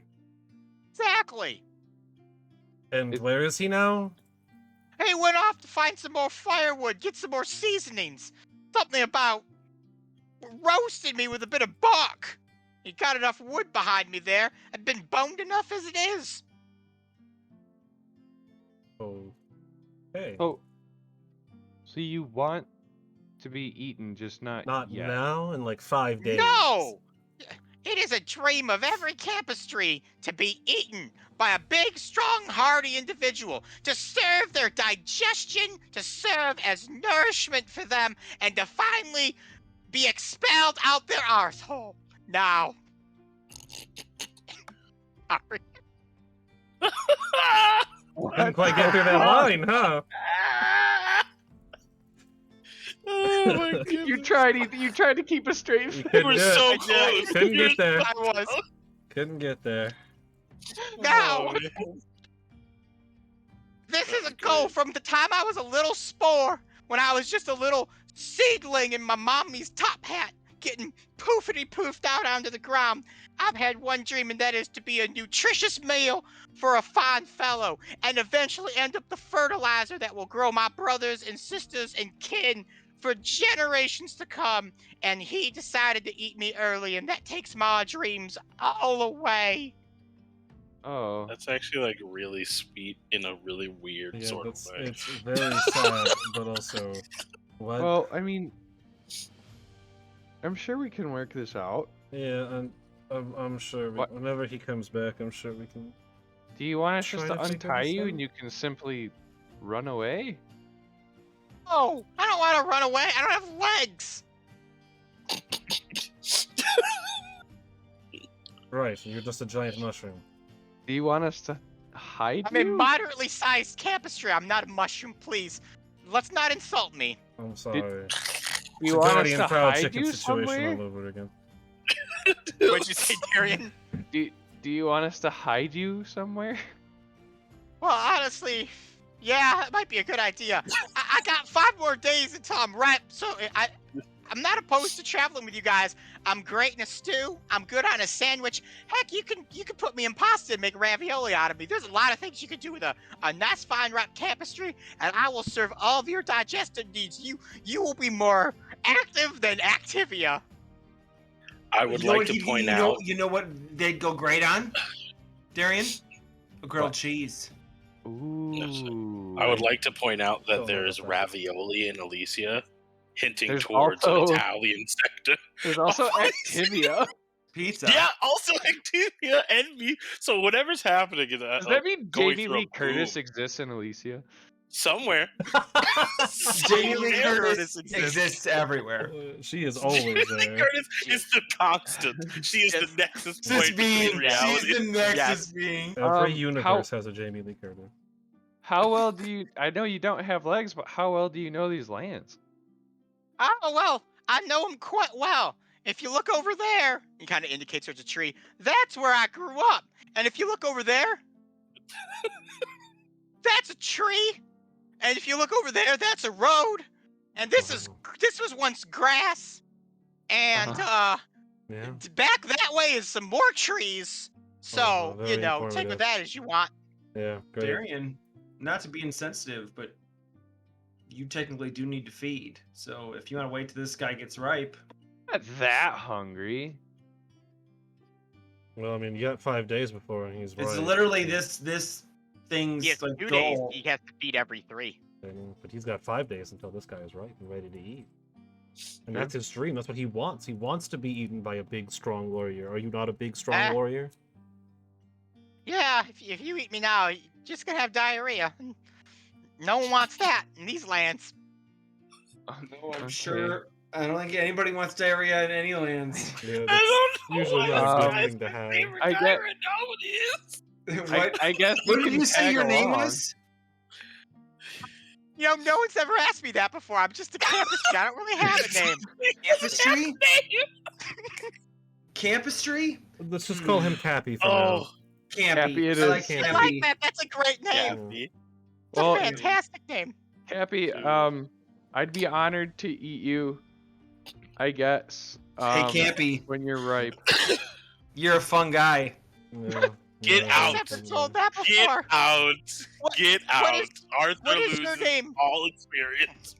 What is your name, future digestion buddy? Oh, my name's Darian. Darian, it will be an honor to neutralize and nutritionalize your insides come 5 days when I am Neutralize. white. Well, Neutralize. How is your Fey energy? I don't know what that is. I'm a mushroom. Can I sense You're it not at all? You were insulted by being called a mushroom. You What is it, Only called Campy? me out for that. Only All the other other mushrooms cappies. could call. All the other campestries could call us mushrooms. It's our word. It is our word. God, it really is Cut. a chicken and Cut. Guardian Pharaoh situation all over again. Oh my god. This is I like can't believe it's that the just happened. frogs and the guy. It's right here. The for me. I frogs don't and the know who's mushroom winning. man. Arthur's gonna lean down and whisper to Campy, "Leave you a revisiones," and see what he says. What that means. Dang it! Dang it, Don't- Campy, you were this close. Don't worry You were about this This it. whole close, world Campy. is within eyesight of us right now. That's a type of digestion exercise. Now, what they don't teach you in school is you need to perform butt kegels to maintain a healthy sphincter in nutrition.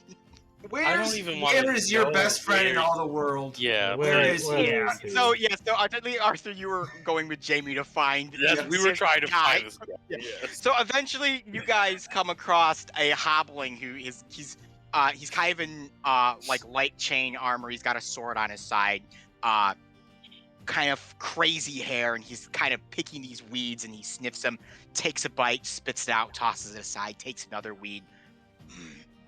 None of this works. This one tastes bad. This one tastes bad. Blah. Terrible. Excuse me, I don't want to interrupt your grass eating there, bud. Ah, and he draws his blade. Who goes there? Well, my name is Dr. Jamie Lee Watts. I have no intention of harming you. And I'm Arthur. Oh, okay. He sheaths his sword. Note the differences there. So, we just came across your camp, and we wanted to make sure we found whoever owned it so they didn't show back up and threaten us with a dagger, which I see we've now made redundant as the fact that you jumped out and then threatened us with a dagger. So we're just saying hello. You did scare me. Yeah, no, fair, He's- fair. He is quite scary. I know. I am a scary guy. Just want to let you know that. Apparently, there's a talking Campus Tapestry. That our other friends are talking to, and so we just. You mean we thought dinner? Shh. I mean, I don't think he has a name. It has a name, but yeah. So we just wanted to figure out who you were and make sure that you weren't. I guess I didn't know why we wanted to find you. We kind of wanted to let you know that we're pillaging what you around. believed was going to be your Yeah. dinner, and you're just not going to be eating that thing anymore.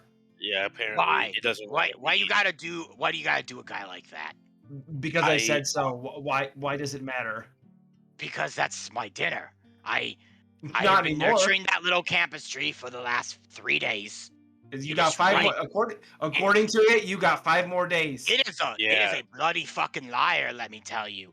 I am a campus tree cultivator. Campus trees are ripe in Insight 3 check. Insight check. Give me an insight check. He has a Uh, PhD in mushrooms. 6. He is 100% telling the truth. Jamie. I am going to be like, so I hear you about whatever it is you're talking about, and I'm sure that it makes perfect sense here in this nonsensical place.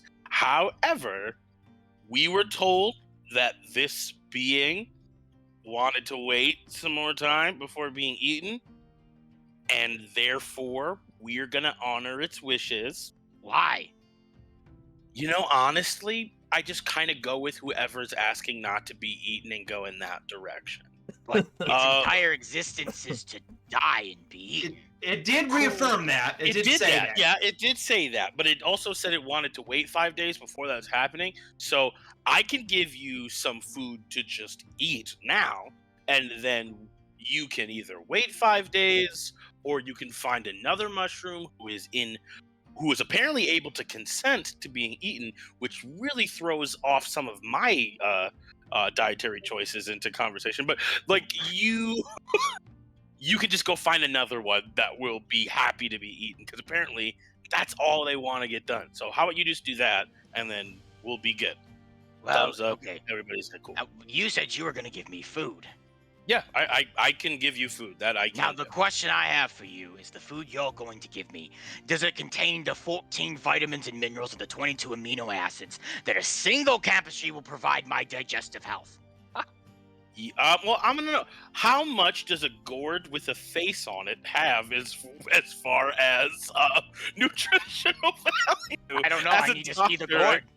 Show I know. me I'm the talking gourd. as you as the DM. I should know. Oh, Like, I have a gourd with a face on it. I'll be 100% honest. As a DM, one of the things that's on my docket in the backlog is to determine the nutritional ratios between face gourds and campus trees, but I haven't quite gotten to that moment yet. So I'm just gonna say, well, as a doctor, I can't tell him a lie about nutritional facts. Thus, I will let. Can I do a medicine check to see how nutritious this gourd with a face would be? Sure, give me a should medicine we eat check. it? Yes. Okay, that's gonna Actually, be my. give me a survival check instead. Gotcha. All right, Arthur's got it. just kind All of right. standing back, watching this moral conundrum happen, and Jamie determine about whether or not he can give the thing that wanted to eat a sentient being a gourd because it asked him a question about its nutrition. I am going to think about it. I rolled a 19. You have no idea what the actual nutritional value of one of these campus tree mushrooms are, but it's a gourd. It's a vegetable. It's better for you than eating like a bunch of lard like other people do. Got it. I am going to say I will pull out the gourd. Hopefully, I pull it out from the same sort of area where the head of the first tag is still hanging to my stuff. Forgot you have that on you. Yep. Yeah. I'm going to be like, so I have this gourd that has a face, so we're already in the same family as this. Yep. You can eat this, and it has nutritional value of this gourd, which is, and I will spout out the nutritional value of said gourd. And it won't lie to you about its ripeness. And it Oh, won't lie to you well. about its rightness, and you probably will live so much longer if you eat this, because I feel like my friends have decided that you're not going to eat the other thing, and that usually goes pretty bad for anybody who has a direct opposition to that. So And here, it also isn't going to give you diarrhea, which the other thing And it claims won't. is going to do. and that was a big Ah. part of his spiel. That's the fact. true. There is always a risk of diarrhea when eating a campus tree.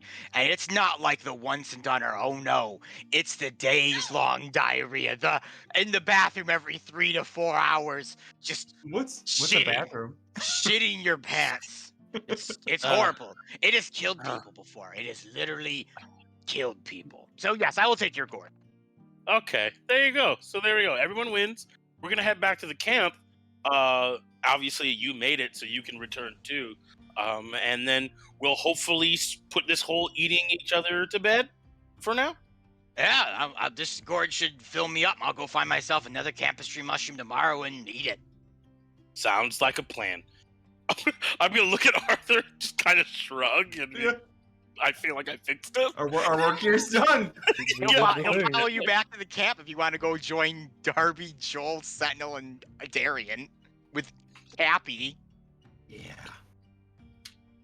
All right, so you guys make your way back to camp. You guys didn't go very far to find this dude. He was probably like in the forest edge almost as you made your way down there. Taking off gourd with a face on it from my Inventory. list of things that I Gourd with a face on it. Sounds like an adventure game inventory item that you'd use on Tell something. me that I can keep something. I will keep it until I want I'm glad- to use it. I'm glad you used it. Eventually it was gonna rot, and then you'd have a rotten gourd with a face on it until it was just sludge with a face on it. Exactly. All right, so Blah. you've all returned, and this hoblin kind of goes up. He walks up to the mushroom or the tapestry, I should say. Excuse me, don't want to get my words mixed up here. You're gonna Um, get canceled by the cap. The Yeah, cappers. yeah. I'm gonna say I don't want to be a protoist. So A fungicide. oh my goodness. He walks up. Well, This is mushroom, I mean tapestry, you're free to go. Don't call him that. He doesn't appreciate This it. dude's a bigot. We didn't tell me that when we started. This dude is hugely prejudiced against mushrooms or cats. Jamie's thinking about that gourd, taking that gourd Yeah, back. now now. I'm thinking about gourd bag. That's a good gourd. That just He kid just reaches out. walked- He pats the tapestry on its cap. He goes, You'll be a good little tapestry to that one. And when they eat you and cook you up good, you funnel their insides like a well-oiled blade, need of repair, binding and building everything within them into a giant ball of waste. God damn it, I can't speak straight there. That eventually shoots out of them. Oh my goodness. Every How time, I'll do just that. every time the proper way one of you is digested is described to me, it sounds less and less like it's natural. Yes. Yeah, it doesn't sound like It's that's not. getting I know for a worse. fact that that's not how food should do things Do to you? someone's body. I know that.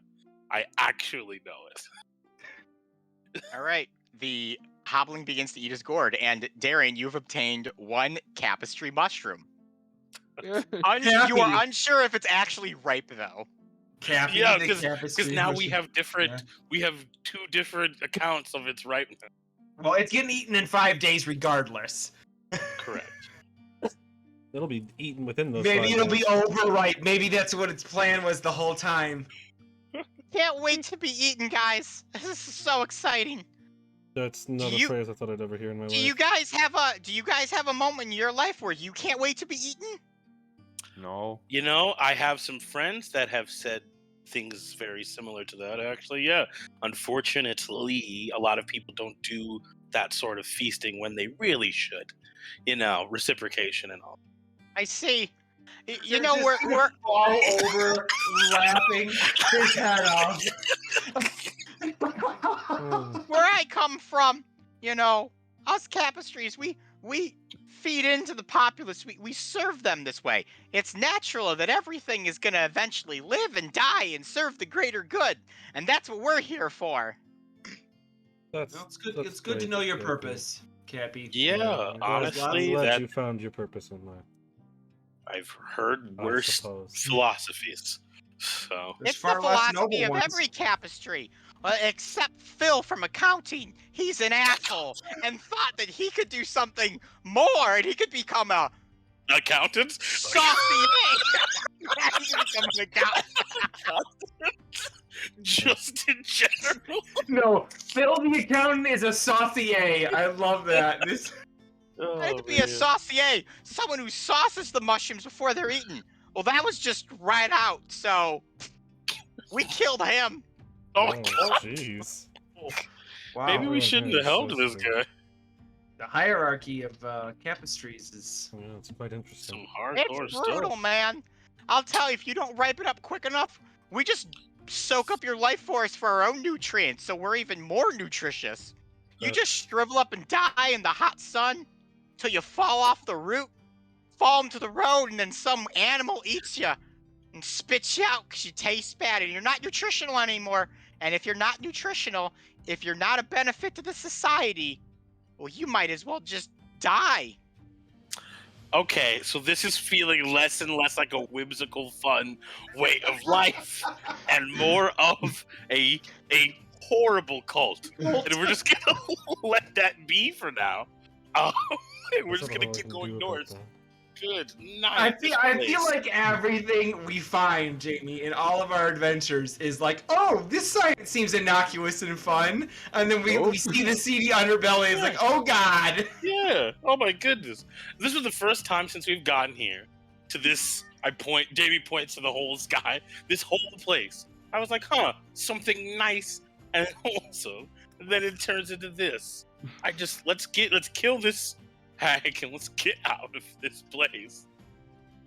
Yeah, that is agree the with plan. All right, you guys walk a few more miles, and it is now late, and you will have to make camp.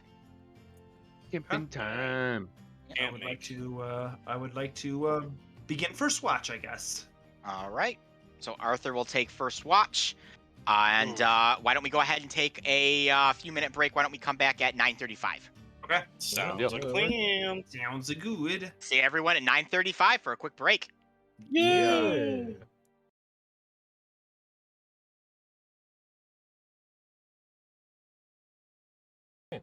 We're back. Hello. first we- watch. Wow. Yeah, We're back. We're How's back. everyone we're doing back. from the break? Better than ever. Oh, Good. I got to eat some hot Cheetos fries, so I'm doing pretty good. oh. Very nice. There you Yeah, go. there we go. All right, let's go Got the ahead drink. and continue the adventure for today. So you guys have stopped to rest for the night. Darian, you have reached your second day without feeding.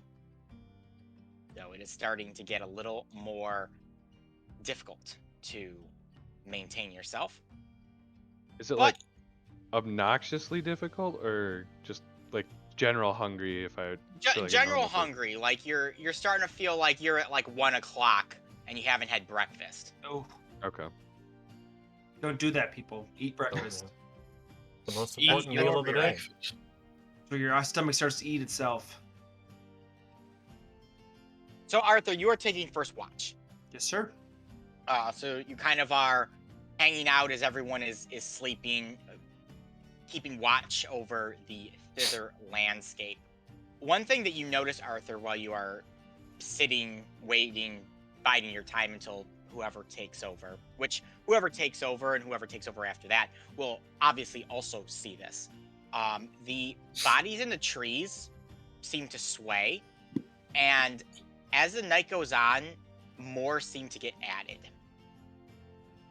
They just like appear there, like they're not like no one's stringing them up. They're just Yeah, you don't see anyone going, putting these things up there. You kind of were looking up at a tree, Arthur. There was like 5 or 6 bodies in it. You looked away, and then maybe a few minutes later, you look back up, and now there's 10 bodies up there. Oh shoot. Okay. Hmm. I will. Whoever's gonna take over second watch, I'll point that out to them, so that make sure I'm not going crazy. Whoever wants to take second watch. I guess then I'm taking it, and I'll Darby cover is. the 4 hours that I can. Thanks, I sir. was gonna see.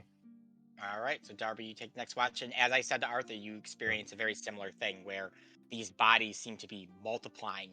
But you also notice that some that you may have like gotten a general description, mental description of, seemingly disappear as well, as if they're being cycled out. Whoever takes last watch, I will mention that the bodies seem to cycle a little bit. We don't want to quite stay the same. I'll have Sentinel take last watch because he's Sentinel. Good job. Way to go, Sentinel. Way to take one for the bud. I'll take one for the team. And Sentinel experiences the same thing, but you guys all awaken as the sun rises. And now my cloak of protection has been attuned. You have attuned a cult of protection. Have I Boom. attuned my bracers of archery? Yeah, of course. If you had Oh any yeah, those magical require items to attunement, attune, don't they? yeah, if you had to attune anything, you may have attuned it. I do not need to attune to my boots. I just gotta put them on. Which I am I allowed to do. also don't have to attune to your boots. No one does. That's just how they work. Says Jamie as he seals them. Yeah. As I'm sleeping, just pulls the boots out from under me. You guys are going to continue on to the Wayward Pool. Yeah, we're Yes, gonna try sir. to. We will carry on Yep, to our that's- wayward pool. And then we're gonna try That's and meet the up with the last unicorn. Yep. Yes. Yep. That's Yes, the idea. Joel has been singing The Last Unicorn this entire time. Attaboy. Sounds great. Love that. Guys on the map. We love that for him. Yeah, I'm so Glad he's glad having a that good time. he's doing that.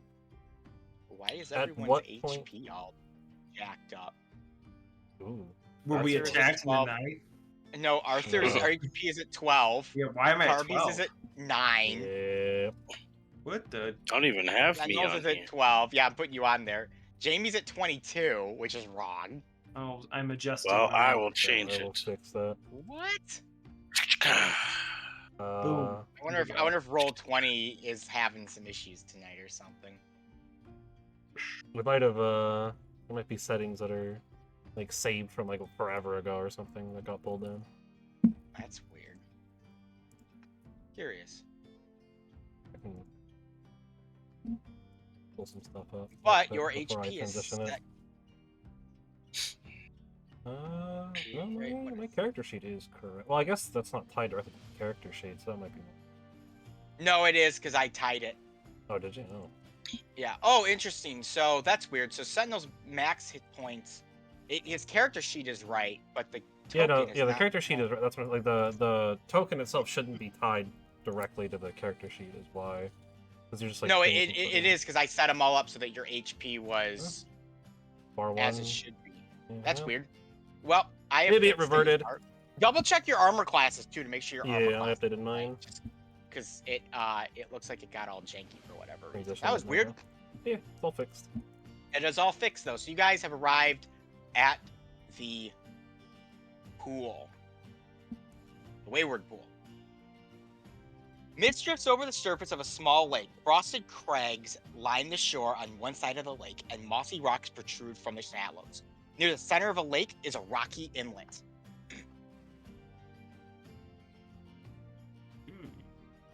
Interesting. Okay. Is there any sign of a unicorn? Anyone know Not how to from where you're call a standing. unicorn? Darian, you know, Yeah, then you guys have like a you know how to find a unicorn unicorn at all? or- horn collar. Yeah. I don't know. Do I have experience with unicorns, Ethan? You Yes, do for not, answer. because Yeah, unicorns so- are not native to Elyssia. Oh, they are not. Okay, so this is something that like does not exist normally. Yeah, I mean, you've probably heard of them as mythical creatures, but like any Got actual recording of a Yeah. unicorn existing is fairy tales. Some Okay. dude just putting a Okay. fake horn on their horse. Yes. I got a unicorn to sell you. Here it I is. guess- I guess I would Just stroll take up to the edge of the path here. 'Kay. Kind of look out over the lake. One thing, Arthur, as you approach the lake that you notice is that starting, you can't really tell on this map because of how it's made, but starting from about here, the dead grass, like the soil and crag that you've been walking on for the last like 24, 36 hours, turns into a lush, beautiful, manicured grass. Hmm. As if there was a line and someone drew a line and said, you are grass and you are poo. And that is, that's what you're seeing. The air around you goes from feeling like tight and oppressive, like you're constantly being watched, to airy and fresh. The warmth of the sun, which is beaming right down on you, actually warms and welcomes your body. So it's verdant, almost as if like the hag's power does not have an effect here in a way. Possibly. There are no Okay. sharks in the water, despite the image being drawn on in the lake. I will. Sharks. I'll point that out to the group, and say that it appears that whatever is affecting the land around here cannot touch the Wayward Pool. Well, that's great. There, Okay. Darby, because you move your pawn Yeah, I'll move first. up. One thing you notice as Arthur walks forward, the moment he crosses over into this area, his shadow reverts to its normal shadow self. Interesting. I will just make note of that. I won't really say anything about it. Pretty rude, Darby. Well, we don't need to does spook the- Joel at all. Does the lake? I guess I'll reach down and take some of the water from the lake. Is it fresh water or salt water? Fresh. Ooh, I'm gonna fill up my flask. All right, you filled up your flask Awesome. with fresh lake water. So now my flask has. I will say that the water is like crystal clear too. Like you can see right down to the bottom. No movement. It's just like a No movement. It is a calm lake. Hmm. I will. I guess I will go over here where Arthur's at. I don't even know where to start looking for unicorn. They're Yeah. not real. Well, I can't say they're not real, but they're just. Not a thing we've ever Yeah. heard of or seen, really. Does anyone have a small child on them that we could use to? Joel hears you Befriend ask it? this, and he's just like, "Gross, Jamie." To befriend the unicorn. What's wrong What? with you? Jamie, how long have you been around us? Arthur's gonna look at the rocky outcropping that's in the middle of the lake. Does it look like there's anything on it, or does it look like a big boulder? Yes, there is. There looks to be some equipment set up on it. You can't tell because it's a bit of ways away. Okay. No, Jamie. You've been with us for how long? Why Why would any of us be carrying a small child that you somehow don't know about? Arthur's gonna jump in the lake and begin swimming over to the land. Don't Okay. even need to swim. It only goes up to your waist. There he goes. Oh, I'm gonna wade into the water and just walk over here, annoyed at my fellow friends. The shark. You moves get to eaten by a freaking shark. You're The dead. shark comes. Roll If the shark initiative. attacks you, roll for initiative. No, and It's in on the this nose. case, the shark wouldn't attack me. The shark would tell me something about its taxes and how I'm probably gonna have diarrhea, and then Yeah, Go true, away. yeah. that's if the If the mushroom know, is the people. I would tell the shark "Viva la revoluciones" and I'd be fine. there you go. Yeah, so I'm gonna swim over there, wade my way over to the. Anyone want to join him? I Guess we'll suppose. go that direction. I'll I don't know anything else to do. Yeah, so I'll start drying myself off. Joel and Sentinel are going to hang out on the shore. Well, good for them. So I'm glad Arthur, they're since you are the first to arrive, you see a it looks like a fire pit almost. Someone has taken these rocks and they've kind of loosely set them around and dug a small hole out. And there is a spit in the center, but there's two of them, and on it rests a copper bowl. And the copper bowl has remnants of like, it looks like yellowish gold, almost gold looking liquid. Okay. Is it what smells coming off of the yellow liquid? Like, is it like putrid? Is it like acrid? Metallic. Metal. So, like, does it actually smell like someone smelted gold down? Yes. I'm not very knowledgeable about this, but would the fire underneath this copper pot even get remotely hot enough to melt normal gold? You would probably assume no. And does the copper pot look full of it, or no? Is it like a very, very small amount inside? It's traces, like remnants Okay. of it. Oh, okay. Arthur's gonna do, I guess, what common sense would prohibit him from doing, and I'm gonna drop a gold coin inside the copper pot to see what All right. happens. Coin plops against the pot, and it sits at the bottom of the pot. why did you put a gold Yeah, you're coin just in that gonna. pot? Are you paying the toll of the grill here? I is a thought. It looks to be inside the copper pot here that there was melted down gold. So I guessed maybe if I gave it some gold, it might make the same thing. Maybe it's a lure. I don't know. I'm just thinking here. This is obviously Okay. here for a reason. Yeah. Sure. Um.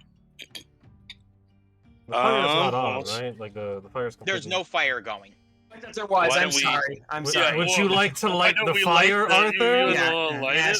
shut up. I'm gonna Oh. strike. I'm gonna strike the bottom of my boot, and that is now soaking wet, and try and get some flint going to start a fire. It takes you a hot second to do your wet boot, but eventually you're able to get a fire started. And Arthur, as you kind of kick near this You know, I fire can pit create fire. that right, has Arthur? this like kindling and stuff like that, and then immediately it catches fire and erupts. But it does not erupt in a orange fire. It erupts in a huge green fire that overtakes the copper pot, kind of shocks all of you, sends you back as the thing just roars to life. And slowly you watch from a distance, raised up a little bit, as your single gold coin, Arthur, melts down. Away from the mist, out in the center of the lake, you begin to see the visage of a horned horse. take Oh, shape. I did it, guys. This is a unicorn. Well, That's an honest to goodness unicorn, It or at least steps- something to that be looks like it. way. It steps and walks on the water, parting the fog, similar to how the lanterns did that the bullywogs gave. Okay. It steps out and it whinnies.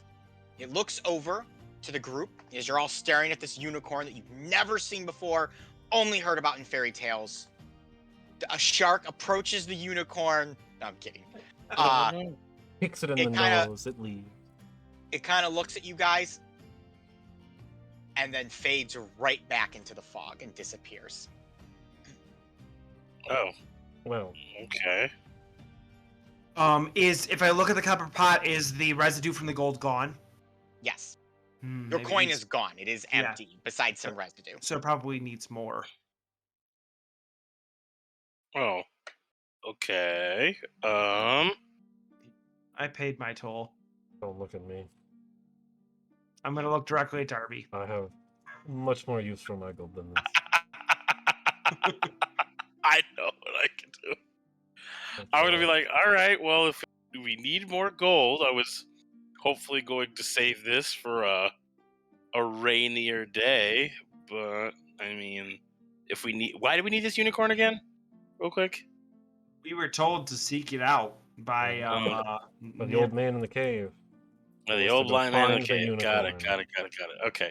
Well, I do have this golden statue of the airship guy that I stole from his house forever. Good old Ansem Octavio Jeez, I statue. forgot you stole the Ansem statue. Oh my my gosh, God. yes! This This is the session perfect has place to been use me this. being vindicated for stealing Being a things klepto. earlier Yeah. on. Darby, real quick, you're a dusk elf. You're magically inclined. Give me a nature check. Or an Arcana check. Yeah, give me an arcana. Arcana? What are you better in, nature or arcana? I'm probably not very good at either. I'm pretty good at both. It's the same because they're both intelligence, and I'm not. Both of proficient you in give either. me an arcana check. I'm not proficient in either, so. It's Dirty not that- 20. Ooh. Yeah. Not 1 for 2. There you go. All right. My power So, comes from Darian, my you're just patron, our not me. Resident expert mythical creature man right here. Yeah.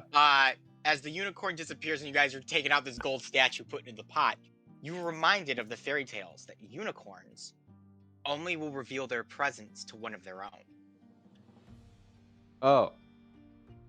Guys, we need to be unicorns. And how are we going to do that, Darian? I don't know. So one of their own, as in, As in I'm being gonna, a unicorn? I'm gonna keep the. One of their own as in like a member of the Fae? Or like one of their own as in like literally only unicorns?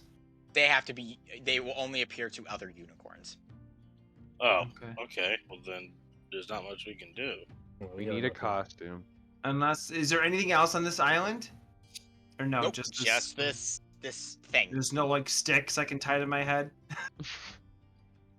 I mean, yeah, if you want to.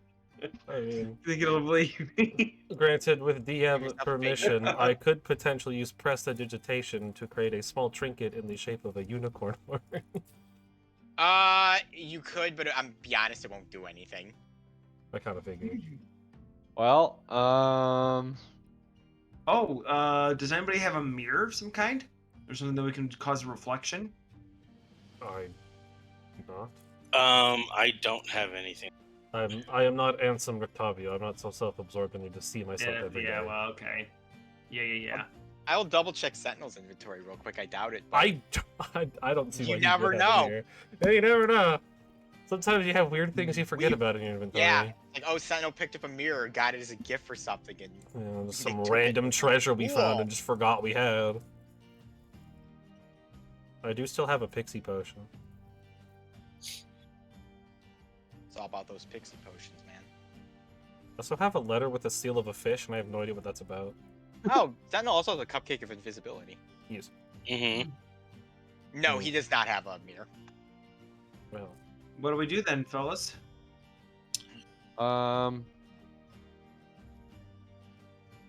Well, hey, Darian, is this a preference thing or is this like a biological thing? don't know. What would it be? Uh, You know? it would be a preference thing, It's a preference. Maybe- thing. maybe more of a magical thing. No. Magical say, well, preference. I was gonna be like, hey, unicorn guy or gal, nondescript magical gender to be named later.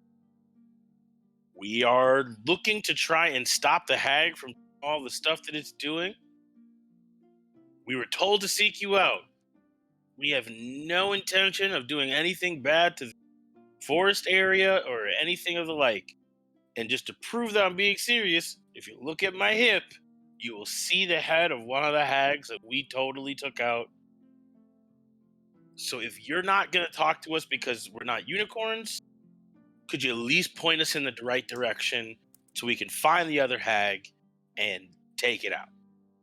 I just shout out to the... Displaying the head of the hag, the Ooh. unicorn appears Oh. before you, Jamie. Ooh, wow, oh, it look worked! at that. Okay, it's a real life unicorn. Okay, cool. It's do unicorns have fur? Like, what is their like? I mean, they're horses. They have Yeah, like horse They have hair. Yeah. horsehair. Yeah. Horsehair, yeah, their hair, I guess would be the thing. Their Her hair mane. is a crisp white, mane a light gray, and a proud, sharp horn rests upon its head. The unicorn again whinnies, and she says, "Greetings. I am Lamornia, resident of this pool. And you have said that you have killed a hag." Copy. Yep. Oh, Verona is no more. It was a team effort. Oh, it is a shame it is not Scabatha Nightshade. Well, I had she's on the hoped it had been list. her. She's next. Yeah. That's I the mean, we're here. we're heading that so- way. You Oh. were told that you could help us with that. Yeah, I may be able to. I may be able to help you with more as well. You see, my mate Elios, a proud and powerful unicorn, is currently under the control by Scabatha Nightshade, who has turned him into a rocking horse and stripped him of his home. Okay. Without his That home, sounds like- he cannot survive. And without Yeah. a unicorn home, you have no hope of awaking Queen Zatina. And that is something that we much want to do. Yeah. So, and we want to help you get your mate back, and we want to take out the hag. We're all on the same page for a lot of stuff here. I didn't catch your name. Lamornia. Lamornia. Okay. Well, yeah. So if you could help us out, I'd be more than happy to. We'll find your mate and do whatever we can for them. Yeah, it seems that the hag's magic is not affecting this pool. Is that because of you? It is. And our reach extended far beyond this pool when Elios was with me as well. Our powerful magic radiated upon this land, and even dark hatred that Scabatha Nightshade produces could dare not penetrate our bubble. But unfortunately, Elios was lured out by a dark creature, a demon disguised as a man, who sought and claimed to be able to give him power enough to take care of the hag. Oh, how he was tricked, and his horn was cut from his head, and taken to where I do not know. And Scabatha took the body of my mate, and with it turned him into a wooden horse, that she may ride upon and scour these lands. Dark tidings have come here to the other, which I'm sure if you've taken care of Bel Nerona, you have seen in the lands of hither exactly how nasty their reach is. We have indeed. It's Quite one crazy. of the reasons why we're trying our very best to get it, and the other one out of the picture. Excellent.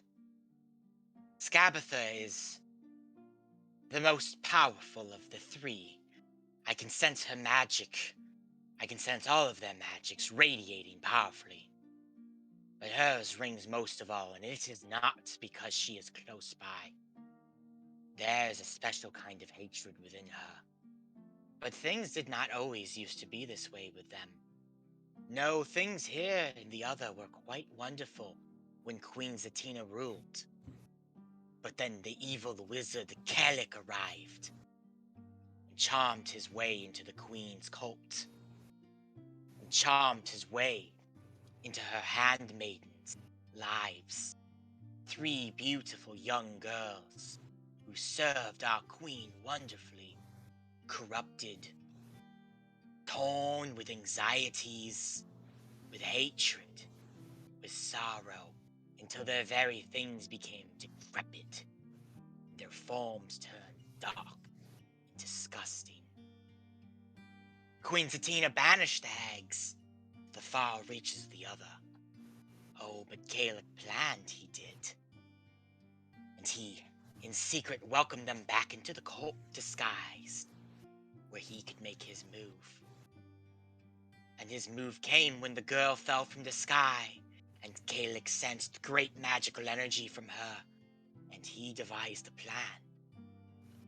He convinced Scabatha Nightshade to activate the Queen's cauldron, to infuse the bodies of the girl and the Queen, using Kalik's dark magic to corrupt the cauldron, into one being, and therefore the hags would have control over all of Hither, Thither, and Yom, and Kalek and his band of warriors would have control of the Queen's Palace of Heart's Desires. Kalek sealed the Queen within the ballroom, asleep while her subjects remained frozen in time, and her lands were left to rot underneath the weight of the hags. The Queen even had a very, very loyal dragon friend, a companion that would serve her to no other. He has long been corrupted, though, and now scours these lands, seeking some way to free her, but devouring all who could help. My unicorn home, or Elios's unicorn home, would be able to wake Queen Zatina, as long as the magic was still there and had not died out. I want you to use Elios's home to free her and bring peace back to this land. Oh, okay. That sounds Yeah. great. That's kind of the plan. So I'm glad that we're on the same page, Lamornia. We ran across dragon tracks. Is that the dragon you're talking about? Is that The what they dreaded- refer to, Jabberwock? Yes, the dreaded Jabberwock. And you Oh. said that her mate's name was Elios? Elios, correct. Elios. Elios dies without his horn, doesn't he? He will. Was He will or Elios he gonna did? be on- Is Elios going to be on board with this plan? Elios is already dead. His soul Oh. remains trapped within the wooden rocking horse. The best thing you could spare him would be a quick death. Oh, well, okay. So if we use the horn to awaken the queen, that's just going to use up all of its magic, and there's no way of bringing him back after. Well, I what don't I'm think we getting? can bring him. I don't think we can bring him back. Period, is what she's saying. Yeah, Well, she said then he's don't- already dead. Experiment. But we can at least help set his soul free. That's true. Well, I'm definitely down for keeping powerful magics out of the hands of evil creatures. Perfect. Well, I think that's what we'll do then. We'll look for Elios's horn. Which I imagine is somewhere around Elios. Sounds Oh no, like the horn is nowhere near my mate. Oh. It has gone to the palace and resides within the hands of Kalek himself. got it. Yeah. Okay. He Makes wields sense. the power in hope of increasing his own. Got it. Okay. So, There's another enemy we've just learned about. We thought We there just was learned three about. hags, but the hags are just previous handmaidens to the queen that this guy is corrupted. That are pawns in his Interesting. plan. Anyway, let's. So, do you know which way direction? In Yeah, order where to find. is Loomlurch? Yeah, that's where we need to find. Continue the path north. You'll come to a fork in the road. You take the leftmost path, it will take you to Loomlurch. Continue heading north, and it will take you to Will of the Faewild, Scabatha's greatest enemy. You've heard about this guy. Yeah. Wanted poster for him. I will warn you, Loomlurch is strongly under Scabatha's control. Once a lovely place that the Red Caps and the Pixies and the Hoblings lived in peace together in, has now turned into a vicious factory where she builds toys of despair, using the children that she's brought here into the other as her servants. The adults that are drawn into this place, as they slowly are corrupted by her dark magic, will revert to children. Oh. Their most base instincts stripped from them until there is only fear, and that fear will lead to despair. And that despair will lead to something I will not mention. And this is how Scabatha draws her power. You, Horned One, and she indicates to you, Arthur, being that Horned One, and the boy on the shore are very close to becoming Scabatha's children. I advise as you near Loom Lurch, you tread lightly. I'm gonna look across the shore to Joel, and then back to her, and we will steel ourselves. I appreciate the warning. Of course. Be wary the gardens. Scabatha has set up scarecrows. Within them, they will alert her to your presence, and she will summon all her forces to deal with you. You slew Belv Nerona, whose neurosis and anxiety had led her to not trust. But Scabatha does not need to generate trust, she generates fear, and that fear leads to loyalty and servitude. Mind that. Well, thank you. So you said left is to the Loom Left Lurch, is to Loom right Lurch. is to Will of the Faewild. Yes. Correct. Thank you. Is there anything else we wanted to ask of Lamornia while she's here? No, I think we No. did all the Yeah. bits. Yeah. Appreciate the help. Yeah, thank you for talking to It's us. cool to see a unicorn in real life. Not something I thought I'd ever see. You don't have unicorns where you come from? No. No, No, no, Not the kind that are real. Mostly the ones that have fake horns on them that people try to not peddle off as outside of unicorns. stories. Oh. You must live somewhere very backwoods then. I am sorry about that. You know what? Well, Yeah, I can't I- say you're wrong. yeah. So But- yeah, I guess that's true. As Lamorna goes to speak again, you guys kind of hear, due to the very silent nature of this area, the twitch of a crossbow as an arrow flies at the unicorn, barely missing her. Ugh. She whinnies What and the- vanishes off into the fog, and you see 3 figures along the shoreline, having stepped out from the bushes. And you hear a, "Fuck, I missed. Who knew a unicorn could, just disappear like that?" Yo! I'm gonna yell out. What the hell was that? Can we see who it was?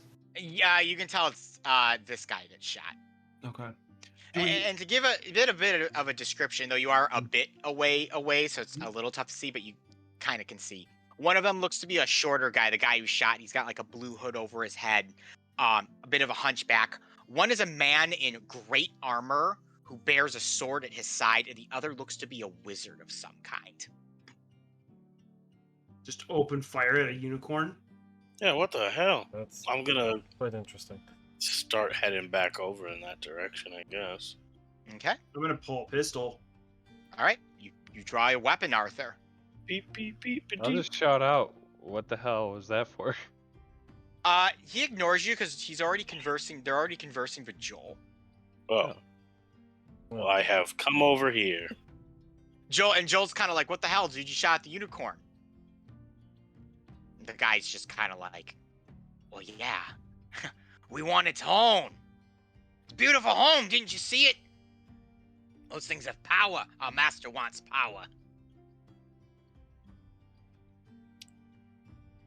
Am I You close are enough there. to the- Yes, the you are gentleman? there, Jamie. If Oh, the other 3 of you want to come back over with Jamie, you can as well. Cool. Yeah. They're like, Yeah. I still have my pistol unholstered. and Yo. I aiming will at them. stay near the we were in back. the middle of having a conversation with Lemoria, and you just shot at someone. Do you mind, like, first of all, not shooting at people, and then second of all, like, who are you? First, unicorn's not a person, it's a unicorn. Second, That seems bigoted. Zrak, minion of Kalek the Great. Yeah, of course. Protege, Warduke, Knight of Kalek the Great, and Zargash, Wizard to Kalek the Great. At your service. Oh, cool. Can you tell us how to get to Calyx's place? Well, you'd need to go through the Palace of Heart's Desire, and with that, you'd need to be a guest of Kalek. To be a guest of Kalek's, he would need to welcome you into his court. Oh, cool. You can get us an invitation? Nope. Oh, okay, so you're not really at our service then, huh? I am at your service in a figuratively fake nicety kind of sense that I'm at your service. In reality, what did the unicorn tell you? How did you summon it? That is a very good question. One that presumably has an answer, and one that which we would probably tell you at some point. Correct other people here with me? I mean, No. Oh, nope. Looks like we're not. Sorry. Why is your man aiming gotta- a gun at us? Oh, Because you shot can at- shoot shot at kind of in our general direction. It's Yeah, it we was didn't like know the what to do with that. unicorn, not you. Yours may have been a warning shot. Mine won't be. Oh, Your See? master's Look a at that. dick. oh, that's that. Kalek is wonderful. He throws great parties. Not many there since they're all frozen in crystal, but they're great parties. Huh. At this Ooh. Wait. Ooh. At Never this mind, point, keep going. Zargash taps on Zarek's shoulder and goes, "The head at his side, look at it. Of Nerona's head. Our master sensed her power had faded. You believe these things killed her? Where'd you get that head? I was born with it. No. Oh, where are you? Cute. Cute. Maybe be a little more direct in your question. Yes. Where did Yes, you I get, love sarcastic Jamie. Yes. where did you get the head, Belv Nerona's head, that sits on your side and looks like it's decaying quite badly? Well, you know Oh, what they say, good yeah. replicas It do is do that. actually. Well, it's kind of gross. Well, that's a good question. You have a lot of questions and not a whole lot of answers. I could tell you for a what is it you say, Darby? Normally, for a price. Yeah, price, a fee, an equal transaction. One of Honestly, plenty of I those. we don't care why you have the head. We care the fact Oh. that she's dead, because whoever did it, great job. Applause. I don't Cool. know who likes who in this world. Good I fuck, don't man. either, honestly. I That's all mean- over the well, place. I'll give you a few gold for Enderlin. Her plays strange but entertaining. Fucking Scabatha, you see when she's done with this place? Chef's kiss. Belverona plays stunk as shit. Crazy. I'm glad to see she's dead. I'll buy the head off you for 10 gold pieces. That is Oh. a very low price. I'm very confused on the use of gold in this world because there doesn't seem to be anywhere to actually spend it. Well, But eventually, Kalek will expand his empire into other dimensions, and they might use gold. That could come in handy. It's a long-term investment. got it. Makes perfect sense. Totally get it. I'm gonna talk to my people about the price of the head, and then you want to give us a second? Appreciate your patience. Yeah, by all means. You see gonna that turn- Zargash had the head Exactly right. clean severed off. I'll talk One, to you one guys. thing you guys do notice is that Warduke says nothing, never looks at either of the two guys, and is just staring dead at Arthur because he has a gun pointed. So I will go back to the group and be like, so should we just ignore these people? Should we continue on? Well, Kalek seems like the ultimate bad guy of this Yes. realm. Yes, That indeed. is what we have been told, That correct? is what And we these have people shown are us. clearly brainwashed by him or loyally serve him, which could be worse. So, Mhm. Yeah. I don't think we just ignore them. I feel like they could cause problems later down the line, especially if they tell Kalek that they've located and identified the people that killed Agatha. They don't seem to have a problem with it. Well, yeah, but they're They shot at an masterminds. innocent, Jamie. You really all right leaving them hanging around, even if they don't affect us anymore? You all right with them just going around killing things? Well, if I was totally, completely honest with the lot of you about people just killing people at random, I don't think you would want to have that conversation. Oh, However, I'd love to have that conversation. I didn't Now know is they not However- the randomly time to killed have that anyone. conversation. yeah, I mean, I don't. If I went around taking out every single person who was murdering people, I would never have anything else to do. Now, these 3 people wanted to hunt the unicorn. I'm gonna assume that they're just assholes, but the unicorn seems to be able to protect itself, and we have someplace we can be. They don't seem to be doing anything to us other than just genuinely kind of being lame. I feel like that's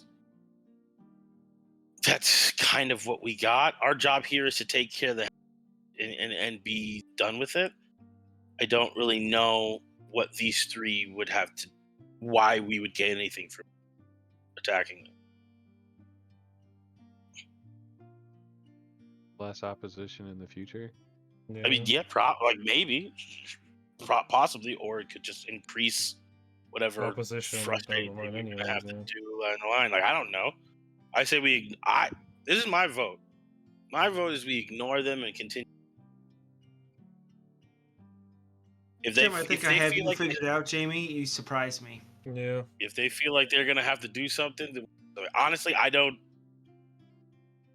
really know what else to do at this point. They're not great. We could take all their stuff and lead them tied to a tree. That I'm cool with. That sounds like a.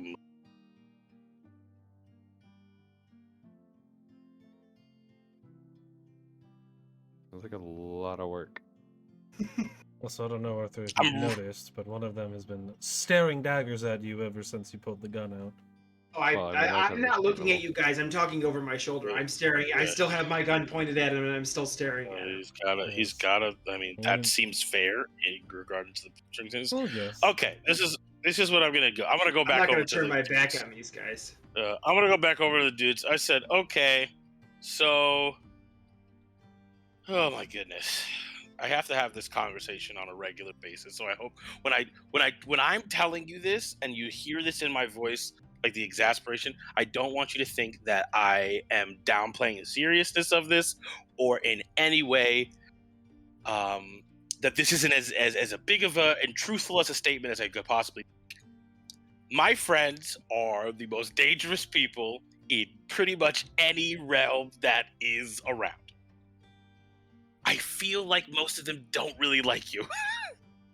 Can't say I blame them. You don't seem like great people. So here's the deal. You can set your weapons down off the ground and you can just leave. And that's probably the best deal I can give you at this point.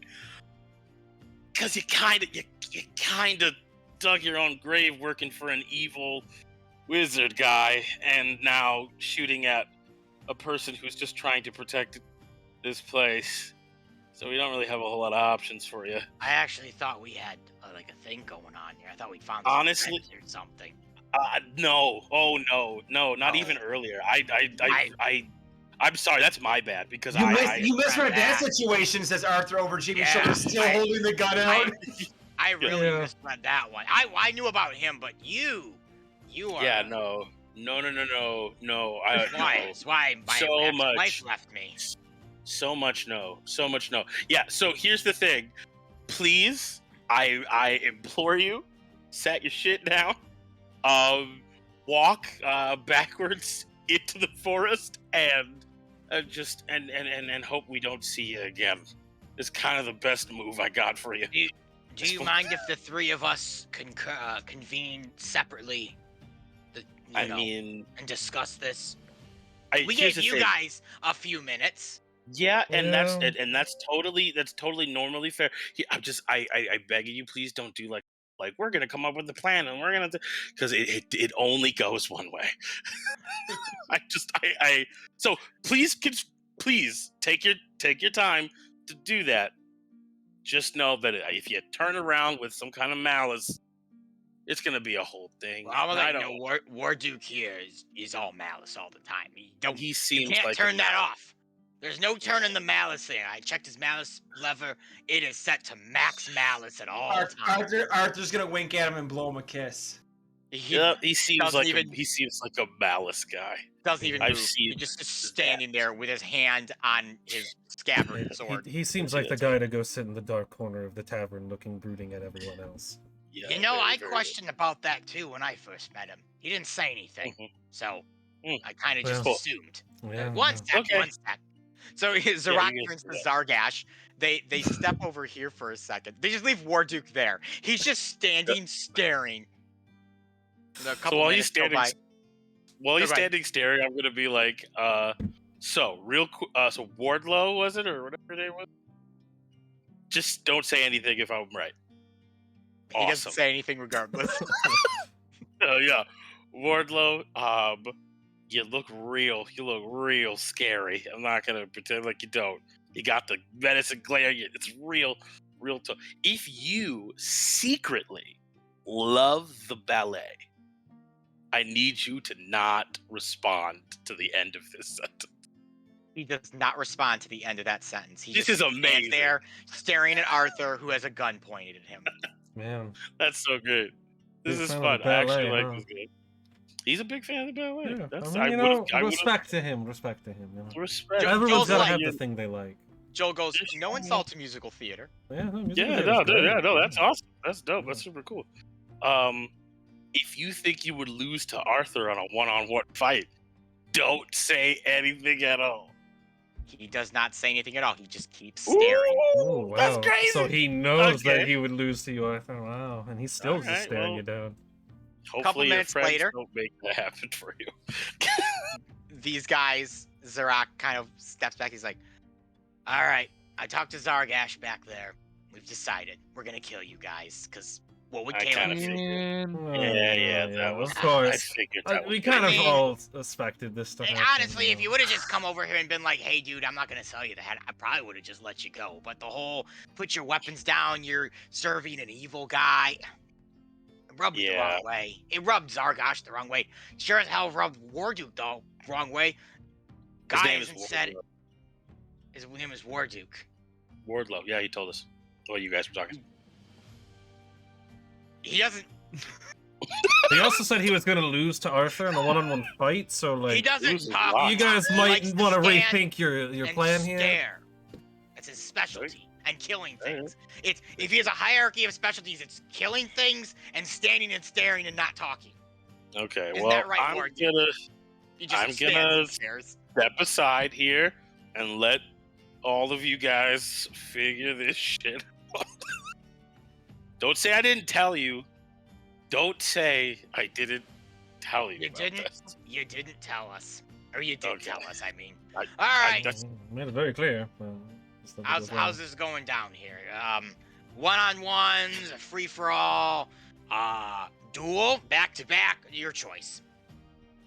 Oh wow! This is the first time anyone's given us the Ooh. option. Normally, I'm it's gonna look at Arthur. I'm gonna be like, for those of like murderers, any of you have any suggestion on how to best? normally it's handle just they come back, they draw their weapons, we draw our weapons, and everyone just kind of does whatever, and then it all ends. Someone's dead, and it's not us Never because we had never such a lose. civil- But yeah, Joel, like, takes his hands up. I have a suggestion. I don't like. if you Where is say this going? anything silly, I'm It's going. not silly at all. It's a real Okay. competition. We choose the banjo. Joel. We accept your challenge. Joel. Joel. Mm, Before you accept that, let me pull Joel aside here. Joel, I think it's- do you know how to play the banjo? I do. Do you have a banjo? Hold on a banjo. Oh, Of course God you have damn. a banjo. All right, well, I just push Joel Alright. forward and go. I won this at the carnival, so Oh yeah. Oh yeah, you did, didn't you? Yeah. no, Okay. we didn't. No, he I'm never just won gonna anything, but assume that He went you off on his own for a few minutes, and we were like, whatever. All we right. played it, so- Yeah. sure, banjo, I Joel. If you guess want to it's have a banjo off, none of us know how to play it, so you can handle it, Mr. Banjo Master. Thank you. He turns. He goes to show the enemy his banjo, and immediately Zargash flings a firebolt, blows his banjo straight out of his hands as it disintegrates in his arms. He looks up and goes, "You just shot my banjo." Zarak goes, "You don't know that. That shot could have come from the grassy knoll." It looks very much like it came from his hand. You know what? We don't need to... Who cares? It's a I'm banjo. gonna take the dodge action, and I'm gonna wait for this fight to start. And I'm actually gonna sit on this rock, Just knowing full well what is about to transpire. and with that, the fight will start next Yeah. session. yeah. Oh, It is that time of the night, unfortunately. Nice. It is that time of the night. Nice. It's death time. It's time to murder a couple I of gave them goons. way more time than I give normally anybody. I In sat fairness, there and like- waited. In fairness, I was like, "Yo, here's the deal." You guys are surprisingly tolerant of these dudes. You're like, hey, Yeah. like, I I figured mean, like, I I'd got it with Sliva because there's this kind of idea that he's super powerful and you can kind of like talk your way. These are just three guys. You don't know anything about them. Just like, there's like 6 of us, and like, That's what I was My- like. I'm my not trying to just murder 3 people. Like, I'm just like, okay, leave. Just leave. You don't have to die My, tonight. my murder hobo instincts were kicking in hardcore, but I was like, no, JB wants to give him a chance. Arthur's Give me just a gonna chance to stand there. surrender because every time we've come up to somebody, I have taken the time to explain to them This how doesn't go this well. is going to end in their death, and I'm being very honest and open about it. They So, shot like, at our friend. They didn't hit they our shot friend. at our so friend, it's they like, didn't- that's you know why- what? if they had hit the unicorn, we probably would have had a different conversation. Oh, but yeah. because the unicorn There wouldn't got have been a away, conversation. We would have just immediately attacked them. Yeah, I would've. Yeah, it would have been a fight at that point. But so So that's Well, why I was good like, for them. if they make any hostile moves, I'll shoot and we'll start an initiative. But they never made a hostile move after that. So I was like, all right, they maybe did they'll see shoot some the sense. fireball, but now it's time Yeah. to fight. Give Joel an opportunity to banjo duel. I thought it was gonna be like I the devil went down to Georgia. I thought he was gonna Me have too. a full on. I thought we were all gonna have to make performance checks to do like a battle of the bands, and I would have been super Battle of the into that, actually. Banjos. Oh my God. Can you imagine if any of us were actually bards? That would have been great. Oh, that would have been dope.